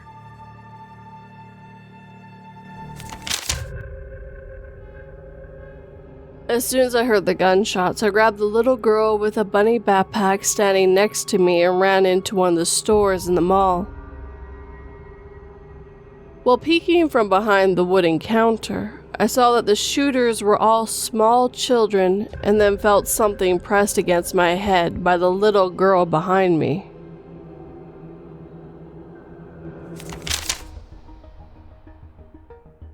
Glitching pet parrot, maybe? By Anonymous. I have a cockatiel named Kobe. I adopted him in January from an animal shelter, and ever since I have experienced what I can only describe as a glitch. This bird seems to duplicate for a couple of seconds and then duplicate Kobe just disappears. For instance, yesterday I was in my room with him and he was in the cage playing with some toys, and all of a sudden I can see him take off from the closet, flying across the room, then lands on the curtain rod. At first I thought, oh, okay, he climbed out while I wasn't paying attention. Then I look and he's not on the curtain rod. The bird is still in his cage, happily chewing on his wooden block, and has been for a while considering the amount of damage to it. I know I have horrible eyesight, but there is no way you can mistake a gray and yellow bird with bright orange cheeks flying across the room for anything else. A second instance of him duplicating before our very eyes happened when my mom was in the room with me. Kobe has a ladder that I put across his cage to my bed, that way he can come and go as he pleases. One day when I first got him, my mom and I were in my room having him practice stepping up. For non-bird parents, stepping onto one's finger, so he'd get used to us. He eventually got tired of it, so we put him on the bed to chill out and started having conversation about my wanting to redo my room. Midway through the conversation, my mom stopped mid-sentence and started talking to the bird, who's going up the ladder to his cage. I turn to smile at him, and then I feel a sharp pinch on my toe and yell out. My mom and I both look down, expecting it to have accidentally found a sewing needle or something with my foot, but it was Colby attacking my foot. We both look at the ladder, and he's not there. There's no way he could have gone from the ladder to the end of my bed without one of us noticing. It's not carbon monoxide. We recently tested at a friend's insistence. So, I have no idea what is going on, but the bird is glitched.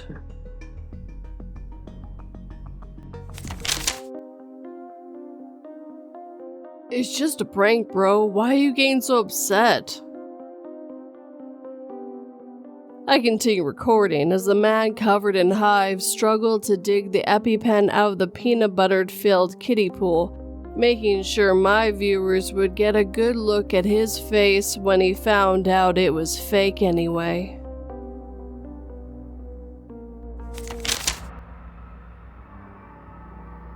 Disappearing Dissection Tool by Anonymous. So I'm 19 and in university. I'm autistic, ADHD, and have general/social anxiety and a history of depression. But I have no history of hallucinations or psychosis. All my issues are neurotypic and medicated for. I don't do drugs in fear of it messing with my anxiety meds. Also, I have no history of bad side effects with my meds. Today I had my final lab in biology class where I dissected a bird. Part of the dissection was taking out a lung, which I needed a probe for. I used the probe to take the lung out, then put the probe on the tray where there was no gunk. When I use tools, I try not to put them back on the workbench to avoid contamination. After finishing the rest of the dissection, I had to dispose of the specimen. In university, you're responsible for cleanup. Me and the TAs will not take your tools when you're done with them. You are also supposed to clean up when you've finished with everything, and sharing tools isn't allowed, so there was no reason for any of my tools not to be in the tray. I put the body of the bird on a larger tray as directed, then went to clean up my tools before disposing of the scraps in the biohazard bin. When I took the tools out of the tray, I saw that I had the forceps, the scissors, and scalpel, but no probe. Huh? Maybe I accidentally put it with the bird? Nope. Was it still at my station? On the floor? In someone else's tray? Which isn't allowed, but still. Not at all. I spent a few minutes looking, but then gave up and just focused on the rest of my cleanup. After putting everything away, I looked at my now empty workstation and my partner's too. No probe in sight. So, if my TAs are reading this, sorry, I guess the probe's in the back rooms now. And if someone finds a dissection probe out of nowhere, please clean it up. It may have bird guts on it.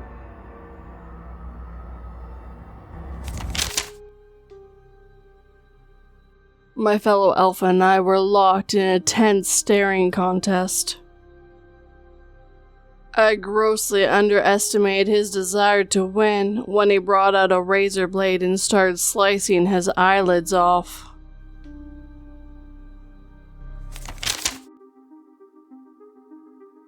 Why does this keep happening? By 242, aka me. So I want to start this off with, I don't vape. I have never smoked, vaped, or anything. I tried smoking when I was a teenager, did not like it, and never picked it up. But I now own 3 vapes, and the last one has me shocked. So I had a coworker at my last job that when we met, she didn't vape. She, besides me, has been in the car the most. I gave her rides home, and then near the end of her time working with me, took her to and from work. I won't lie, there are days I miss that and having lunch with her. We talked a lot, but that is not the glitch. Vape 1, the blue vape. It's not a glitch at all. She asked me to take it from her. It was this blue one-time use. It was almost dead, but she didn't want to be tempted with it, so I took it from her, and that was that. Vape 2. This one is a glitch, maybe. She had started hanging out with an old friend who got her back into vaping, and to be fair, she was stressed out. She vaped in high school, but had stopped when we met, and it was only when she started hanging out with this friend she started to vape, which, it happens.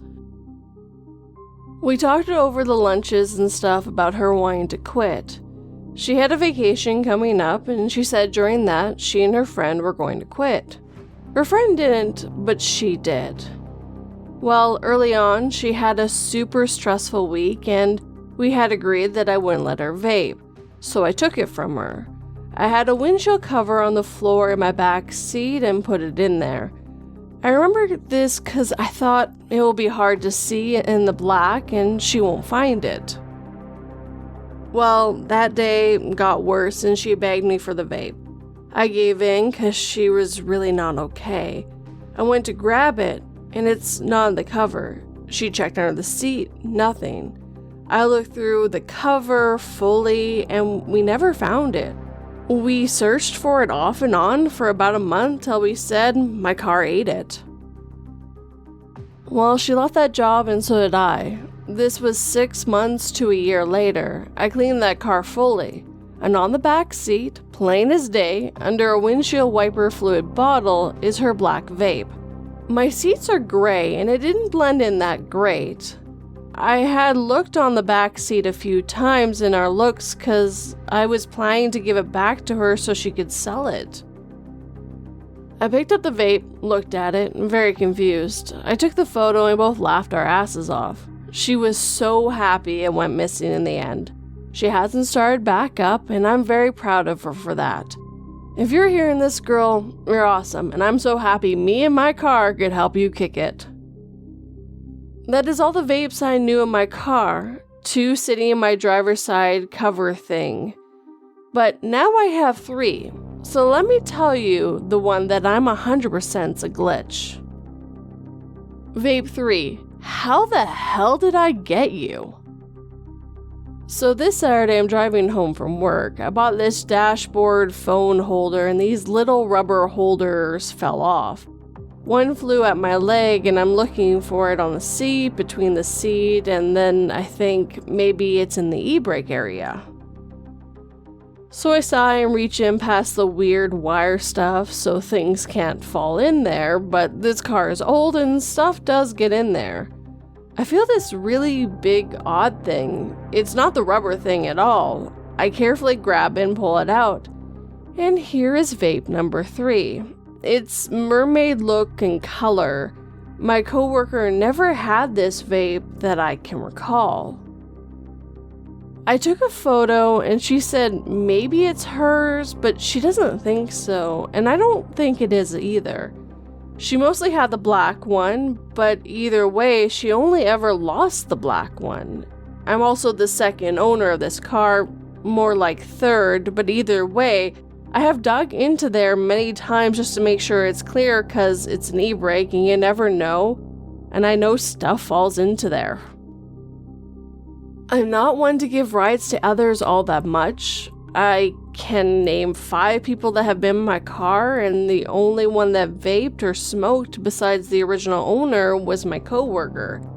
And I have put my hand in that e-brake thing a few times. The only thing I can think of is a mechanic dropped it, but my car hasn't been in the shop for months, and I'm sure I checked the e-brake since then. Also, the mechanics I go to are all men, and this is for sure a female vape. I've also officially thrown out all 3 vapes, but I do have on screen right now for you all 3 of them in the order that I told you the story. So yeah, for someone who didn't vape at all, I sure owned a lot of them at one point.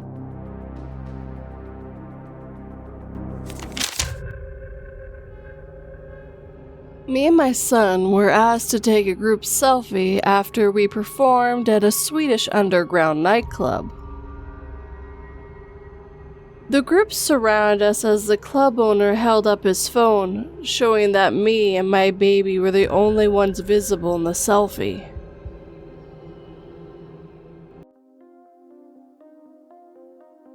He tried to follow me home. By Anonymous. This happened about a decade ago, when I was 19. At the time, I rented an apartment in a west side neighborhood of Chicago with my sister, who was a year older than me. We both worked hospitality jobs in the city, and we both had pretty robust social lives, so it was fairly typical for one or both of us to get home at weird hours or be out all night. I take the pink line to and from work. At this point in my life, I was pretty used to being catcalled walking down the street. I'd been flashed on public transit a few times. Men would bump into me from behind on packed trains. Basically, the usual amount of sexual harassment for a young woman living in the city. Not much fazed me. Of course, it was uncomfortable, but I was never truly terrified. Until one night. That night, I was coming home from work well after midnight. The train car I was in had been empty for most of the ride. One stopped before mine, and mine got on and sat down in my car. Reflexively, I looked up at the new passenger entering the car. We made eye contact. Immediately, I felt the hairs stand up on the back of my neck. I knew I had made a mistake. That this might be interpreted as some sort of invitation. I quickly looked away, but felt him watching me as the train pulled away from the station. Since my stop was only one stop away, I decided to wait until the last second to stand up and exit the car, just in case he tried to follow me. Well, he did. He hung back about 30 feet at first, but I felt the gap between us closing, and his footsteps were getting louder.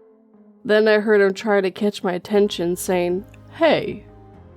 He catches up and starts speaking to me like any other man trying to chat me up would.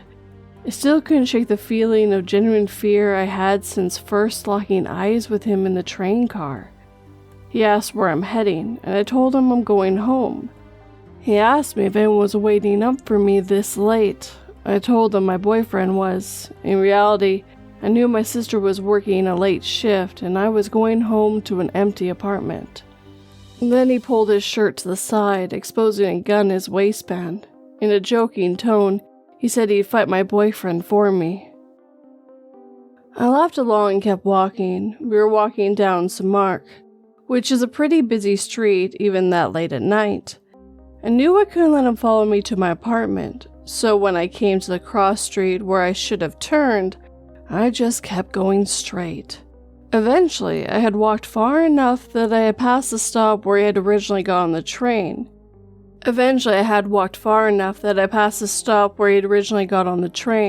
He walked along with me for a while and dropped back and followed me for a while and eventually stopped.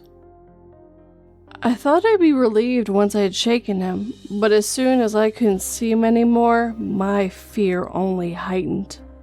I still had to double back to my apartment somehow, and the trains had stopped running at 2 a.m.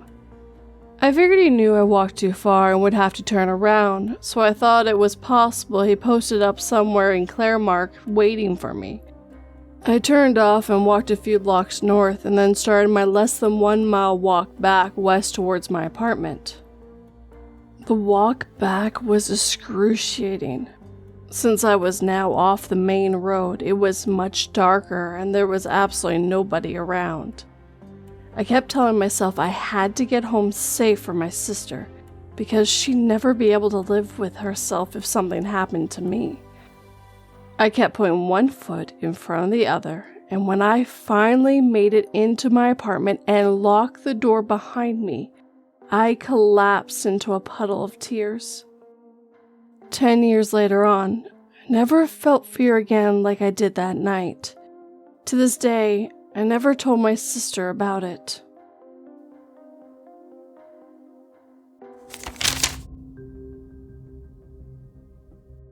I installed a new nightlight in the hallway because my son is afraid of the dark. This morning, he thanked me for staying in the hallway all night, making sure he was safe.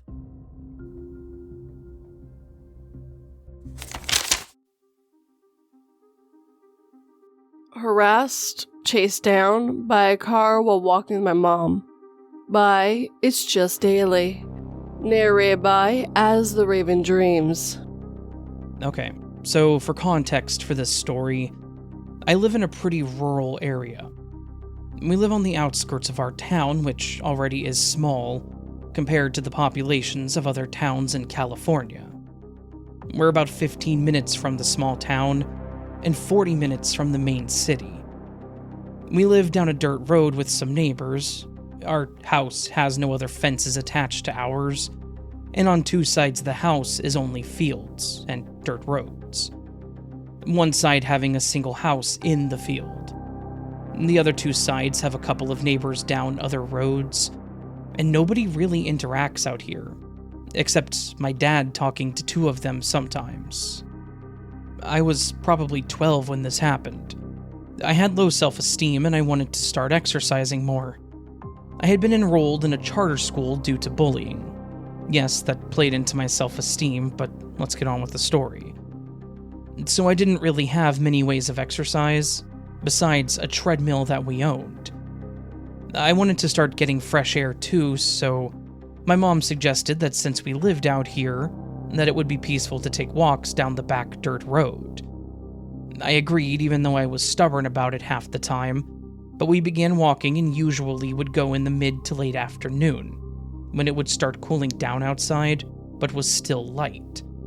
In case it got dark, we took our flashlights too.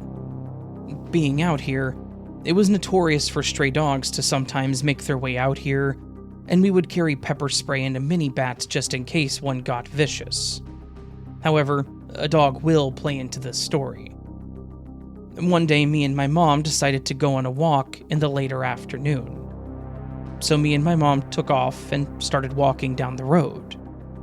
When you walk about a quarter of a mile down the road, you start to come towards a little cross section. There's a road going left to a highway, a road going right to the neighbor's house, or the road goes straight down to a utility road. Me and my mom discussed walking down the utility road to get a good walk in, since it went on for a while. When we started getting to the crossroad, this dog came out of literally nowhere. We were looking at it, and it was in the center of the road looking at us. Me and my mom looked at it, and my mom said that she got this feeling in her stomach that we needed to turn around and walk home. So she grabbed my arm and started leading me back home, and then let go so that we could walk. We were in the midst of walking when she looks ahead and stops to stare at something. I ask what she's looking at, and she points. A white car pulled up to our fence and quickly backed up and shot down the road on the side of our house. Mind you, nobody ever goes down this road, except one old man that we know. Anyone else who does usually is scoping out my dad's tools to steal. My mom said that she felt a bit uneasy because of it and pulled me to the edge of the dirt road, almost into the field. The car had driven to the highway and left, or so we thought. We continued walking back to our house when this car comes back and drives down the road that we were walking alongside. I caught a glimpse, and it was this smaller white car with black tinted windows that you couldn't see through. My mom instantly got a feeling of impending doom and pulled me into the field. Not too far, but far enough. We kept walking through the field towards our house, getting closer now when this car comes back down the road. My mom stops me in my tracks to see what the car is doing, and it drives back to our house and starts driving around it super fast. For context, we have a random road and area that goes around our yard on our property. My mom waits until the car drives back down the side road, and she tells me that we need to start running. So that's what we did. We started running through the field, getting to one of the little sections near my yard. The car comes back and drives down the road trying to cut us off. Me and my mom are panicking at this point, and have no idea who this is and why they're acting like this. The car circles around again, and my mom drags me to further to the right, I think, of where we were and told me we were going to run into the ditch. We get down in the ditch, and the car comes back around and pulls to the edge of the ditch where we were. The front of the car was facing us, and all I could think about was, if it drove down, it would hit me and my mom and probably kill us.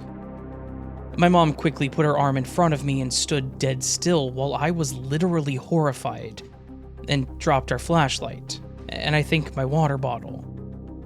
The car was getting ready to drive down where we were, and then suddenly they backed up and drove around the yard, going back down the side road to the highway.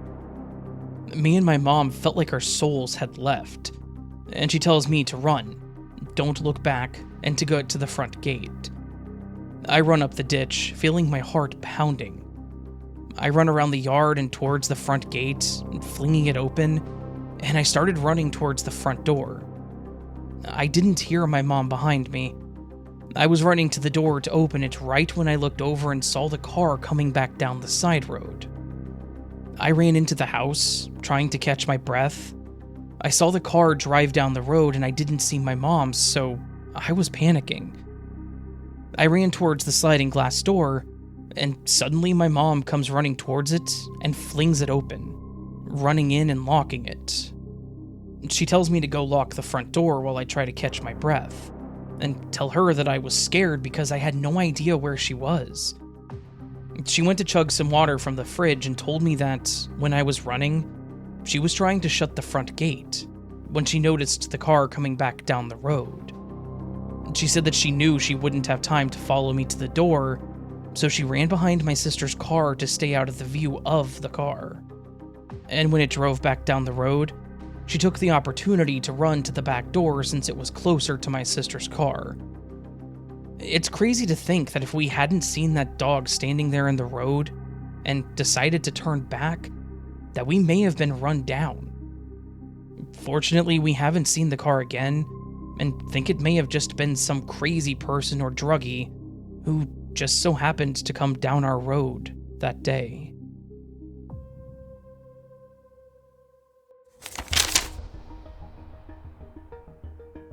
I smile knowingly as my date and I both take a sip of wine. It is only as I wake up to find myself chained in a dark basement that I realize she must have switched our glasses.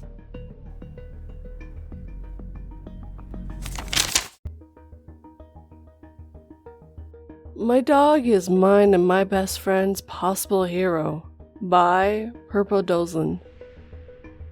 I've always wanted my own dog. I put a lot of research into it and I decided I wanted a Bernese Mountain Dog, which my mom graciously paid for part of as a graduation present.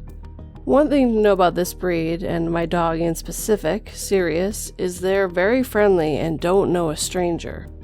Before getting him, I saw videos of the same breed just napping while repair people came into the backyard. This was not an issue for me. We have a very protective St. Bernard at home, and I don't think we need a second guard dog, and I wanted to be able to take my dog out. It was better for him to be friendly. Around October, when a chill was starting to form in the air, a friend and I decided to get some pumpkin-flavored coffee for us and a pup cup for Sirius, and go to the local park to get him some exercise now that it wasn't too hot for him to be outside and smoke some. This is not one of the nicer parks. It used to have a dog park attached, but due to continuous flood damage, it was closed down.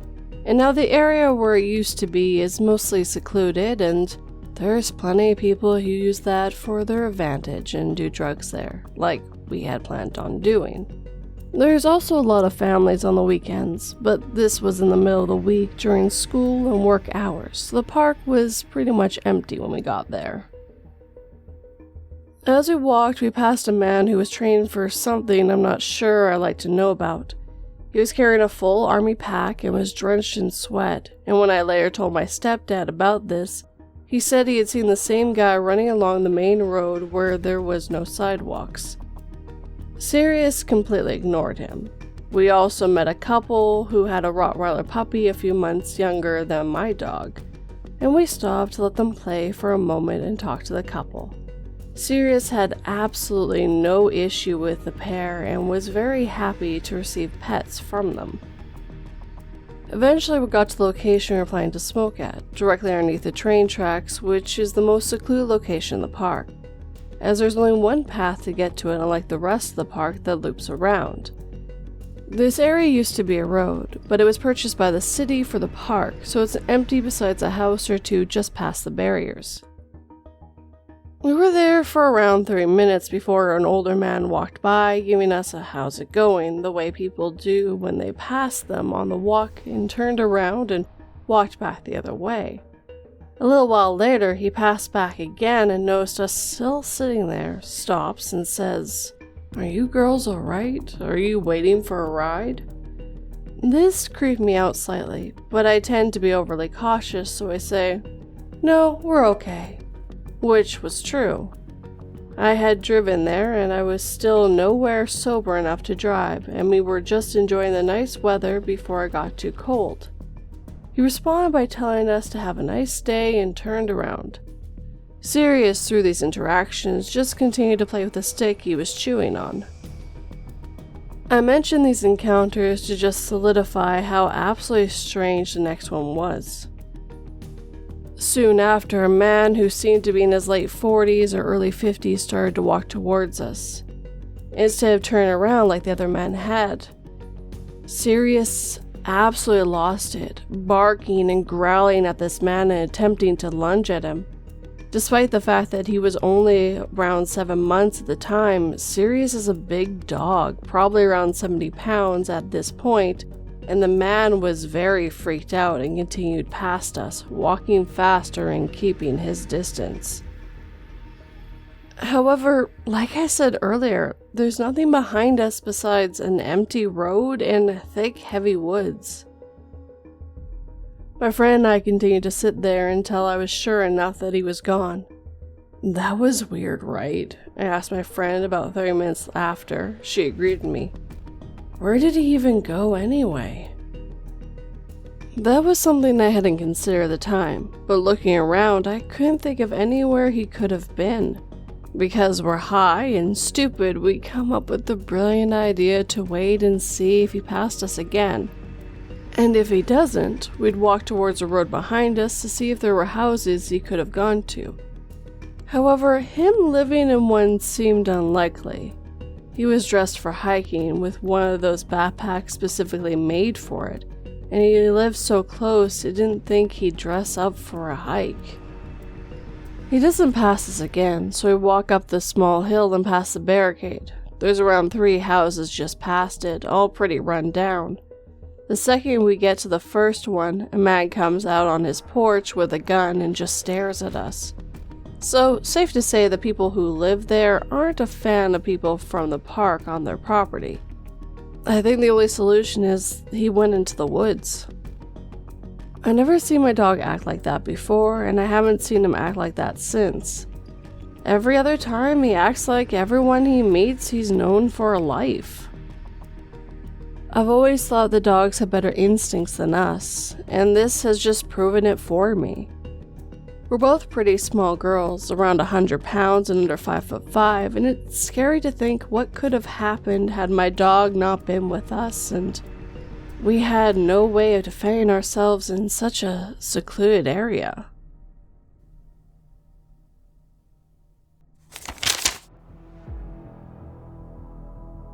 My daughter would always come into my room at night, crying about a monster threatening her.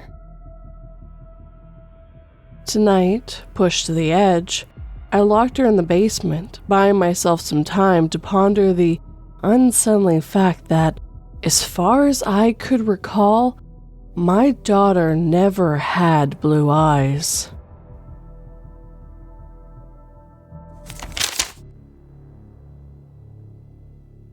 Joey Crack by Simulation Error. Narrated by As the Raven Dreams. This happened while in my early 20s. My best friend was always getting into risky stuff. While she did various drugs, I was always more of a pothead. When they said pot was a gateway drug, I believe it's true to a certain extent, with those who have addictive personalities. She definitely developed an addiction issue later on. My friend, her name was KK, was always down to meet people. She used to friend random people on Facebook or Instagram. She would ask me to hang out, so that way when she met people, I was the buffer just in case they didn't like each other.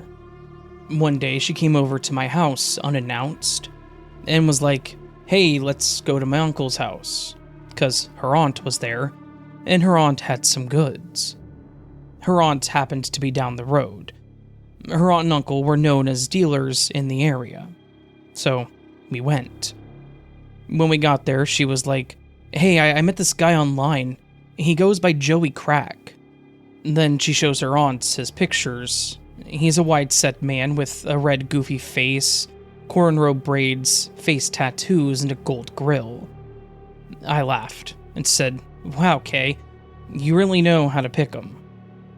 She had already invited him over, so upon his arrival, he then comes out of nowhere, just walks right up and gives Kay a big hug, and everyone else a kiss on the cheek. This part of town, there was nothing around, just houses, a school, and woods. The closest store was about 20 minutes, so it struck me as odd that he walked there. So it was me, Kay, her aunt, and her aunt's friend. We sit and get 3 joints in rotation. By this time, both aunts are high as a kite on coke. They take a few puffs, and then go inside the house, leaving me, Kay, and Joey Crack outside. Joey then starts asking us questions, like how we know each other, what we do for a living, etc. It was getting late, so I was telling her that I was going to go home. She was like, "No, don't go yet." I told her that I was tired and that Joey is weird and that he kept low-key hitting on me. She then tells me that he asked to sleep with her and that he wanted to ask her to ask if I was down. I laughed it off and said, "You're crazy." And after a while of silence, I deflected and then heard some noise in the darkness. "You heard that?" After a bit of small talk between him and Kay, he then learned that neither of us was interested, that it was just a hangout.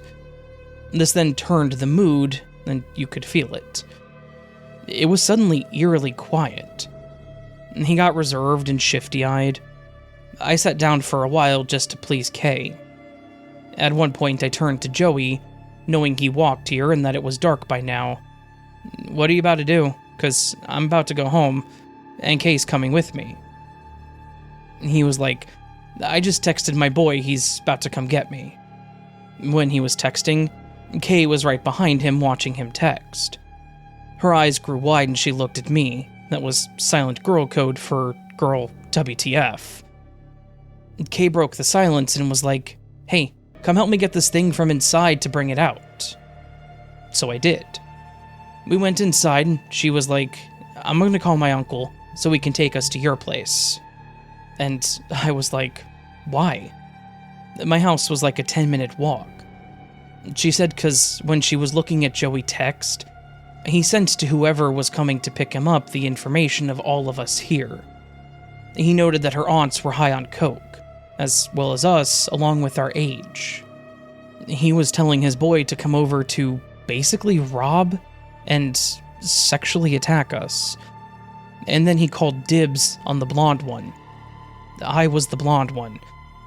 Every hair stood up on my body, with the thought of some gross goon trying to have his way with me. I was mad because she got me into this crap. We came back out and continued our conversation with him so that he wouldn't get suspicious of us. She mentioned out loud that her uncle was on his way home. As he pulled in, a sigh of relief came out of me. They spoke briefly, and Joey then departs into the darkness before his ride even shows up. Kay and I get a ride from her uncle to my house. On the ride, we noted how weird Joey was. Later that night, as I was going to bed, I checked my Facebook, and I had a friend request from Joey, and a message. "You're so pretty. I would love some alone time with you, without your friend." The message ended with his number. I never blocked someone so fast. After this, Kay did not learn her lesson. But that's another story for another time. A week later, Joey was in the news as he was wanted for SA, robbery, and drug possession. A bullet well missed on my part. So Joey Crack, let's never meet again.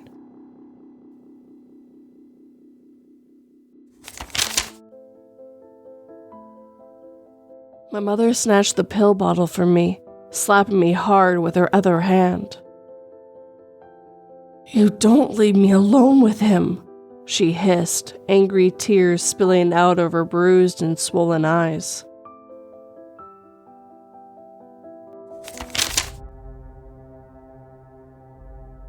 Average Motel 6 Experience by AddPlastic7988. I'm 22 male, so I decided to stay in a Motel 6 for one night in southern North Hampshire area. I had back-to-back hotel shifts, so it wasn't worth it to drive 45 minutes back home just to do it again 6 hours later. I checked in around 11:15 p.m. and went to my room.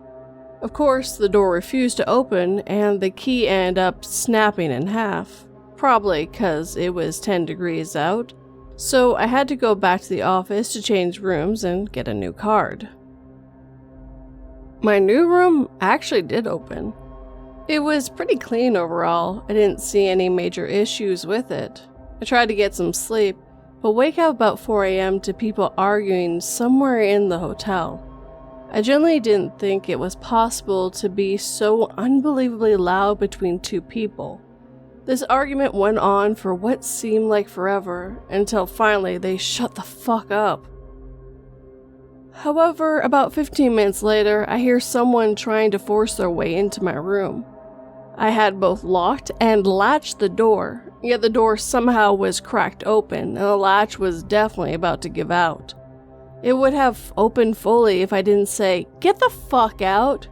Between the cracks, I just saw a dark figure in maybe a hoodie or jacket. The instant I said that, the door closed and the person seemingly left.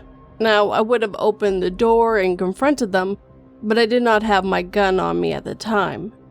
I genuinely have no idea what could have happened if I was fully asleep and didn't hear them open the door. First and last time I'll ever stay at a Motel 6. For the love of God, no matter how much money you save by staying at a Motel 6, please, please, please just stay at a regular hotel. I promise you, it's worth it.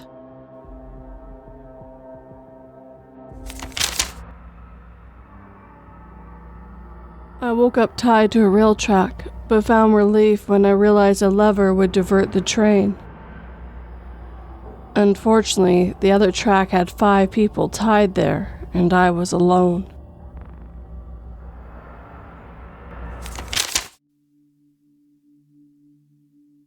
A near-home invasion while staying alone. By Leafs Do Better. I'm 21 female, and I don't know how long this will be. It took me about 4 days to be able to actually type this out. Got weird mini anxiety attacks while I tried. I'll be the first to admit that I have/had a very can't happen to me complex. And that's kind of what occurred in this story. I'm a university student and I live in a rental house with 5 other people. It's far from ideal, but in this housing outcry that we live in, it takes the sting off of us having to pay a bunch of money a month to exist in a box. This has relevancy, I swear. I got extremely lucky last weekend when the 5 of the roommates I had were all out for the weekend. This has never happened, so I was ecstatic to have the house to myself. I did the whole 21-year-old girl home alone stuff you can think of. Watch movies with the volume loud, taking long-ass showers, walking around the house without a bra on. You get the picture. It was around 10 p.m. I had finished some homework and was relaxing with a glass of wine and watching some streaming services. It sounded briefly like there was something moving on the porch. We've had a fox in our yard before, and that thing used to make a lot of noise on our porch, so I assumed that to be the case. After hearing some fumbling the second time, I went over to check through the window. There was nothing there. As I'm turning to head back to the living room, a piece of cement flies through our kitchen window. I didn't know it was cement at the time, but that's not important. I think I peed myself a little bit when it happened, but I definitely screamed like a little girl. My moronic ass started to unlock the door to go outside, but common sense seized control of me again and I locked the door back up. I also ran to the back door to make sure it was still locked, even though it was glass and it wouldn't have made a difference. Oddly enough, at this time, my grandma's words came into my head about something her own mother had told her. If someone tries to break into your house, turn the lights off. You know the inside of your house better than they do. I shut the lights off in the living room and managed to turn the TV off, which was hard because my hands were shaking.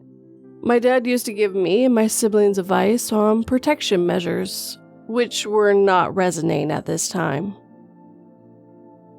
I secured myself in my upstairs bedroom, roast me if you want, and had turned all the lights out in the house as I passed them. While walking up the stairs, I could hear the doorknob shaking furiously from the front door. Don't know if there was more than one person or if they realized they couldn't jump the fence to get into the backyard. While calling for emergency services on the speaker, I secured my hunting knife to the end of my hockey stick with hot pink duct tape. I know that's probably one of the most Canadian things I could say. If I was going to have to use it, at least I would look fabulous. I stayed in the dark holding my makeshift spear for what was probably about 15 minutes. I'm really glad I wasn't being murdered in that amount of time. The operator told me the police were coming, which they eventually did. took a very unsettling amount of time. The only reason I left the bedroom in the first place was because I heard knocking on the door downstairs, and the police lights were flashing through the window. Otherwise, someone would have had to come in and physically pull me out of the room. A statement was given, but that's all they did. Literally, all they did. Literally all they did. Nothing else. Just literally that. A very nice female officer stayed with me in the house and helped me clean up the glass until my brother showed up to bring me to his place for the rest of the weekend. So, shout out to the officer cutie with the tattoos. I made an appointment with the doctor to get on anxiety medicine as well as medicine for nightmares. I know I wasn't in physical danger at that point, but I've had some very charming dreams about similar scenarios. And I was just finding it easier to stay awake. Maybe that's juvenile of me, but I am human.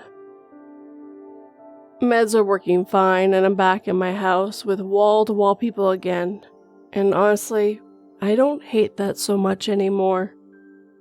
Please have a fun, safe weekend.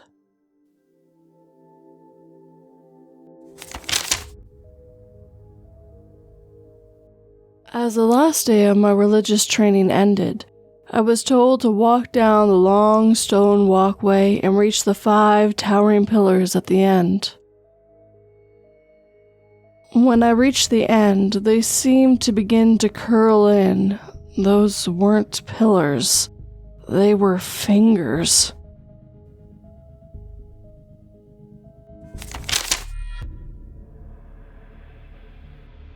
I rejected him, so he stalked me. By Anonymous. So, this story started when I was 17 now. So I used to play in a park with my friends. I had a crush on a boy who was also 14 as well. He used to play with us, and he too had a crush on me. And he had a friend who was older than him, 16 to 17 maybe. So we all used to play together. I always saw my crush's friend as a brother, but his feelings for me were not appropriate. He liked me. So one day, on my birthday, he roundly approached me and told me that he loved me. I replied that I did not have the same feelings for him and liked someone else. He did not take no as an answer. Now, this is when the creepy part started. I recently joined Instagram, and somehow he found my Insta ID and began messaging about how he loved me. I rejected him multiple times, but he just won't stop, so I blocked him. Now he started making multiple Insta accounts to stalk me and message me from each one of them, and I kept blocking him. I was annoyed and enraged at this point and threatened him that I would report him to the cyber police. So he took it up his ego and kind of started following me at places. He would take the same route as mine, knew the timing about when I was going to the park, when I was going to buy groceries. So whenever I went out of the house, he would creepily stare. I continued oogling until I was out of his sight. He wouldn't even budge his eyes for a second. When I used to play, I've stopped playing with him, but he continuously roams around me and stares. Now I was scared to a point where I started to hesitate to go out of my house. Whenever I saw him, my heart would drop and I'd start to hyperventilate. I thought I was the one who found him creepy, but my mom was like, "Who is that guy who always roams around you? He doesn't give me good vibes. Try to stay away from him." I was like, "Yep, he is bad. And you know that person is not a good person if your mother's instincts sense something fishy." This went on for 2 whole years, and his staring or messaging and stalking for fake accounts didn't stop. He even went to the extent to manipulate a friend of mine and my crush, who I started dating, that I was a slut. We didn't break up though. That's when I had enough and decided to take action. I went straight to that bastard and slapped him right into his face. To this day, whenever I hear his name or see his picture, I get a panic attack and my hands and legs start shaking in fear. In fact, he was attracted to one of my friends and asked to see her breasts. She was too scared to do anything to him or even tell an adult.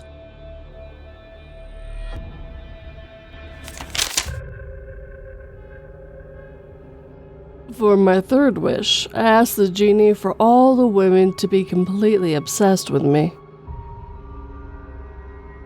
It was incredible, until I went on a trip, and they tortured my family for my whereabouts.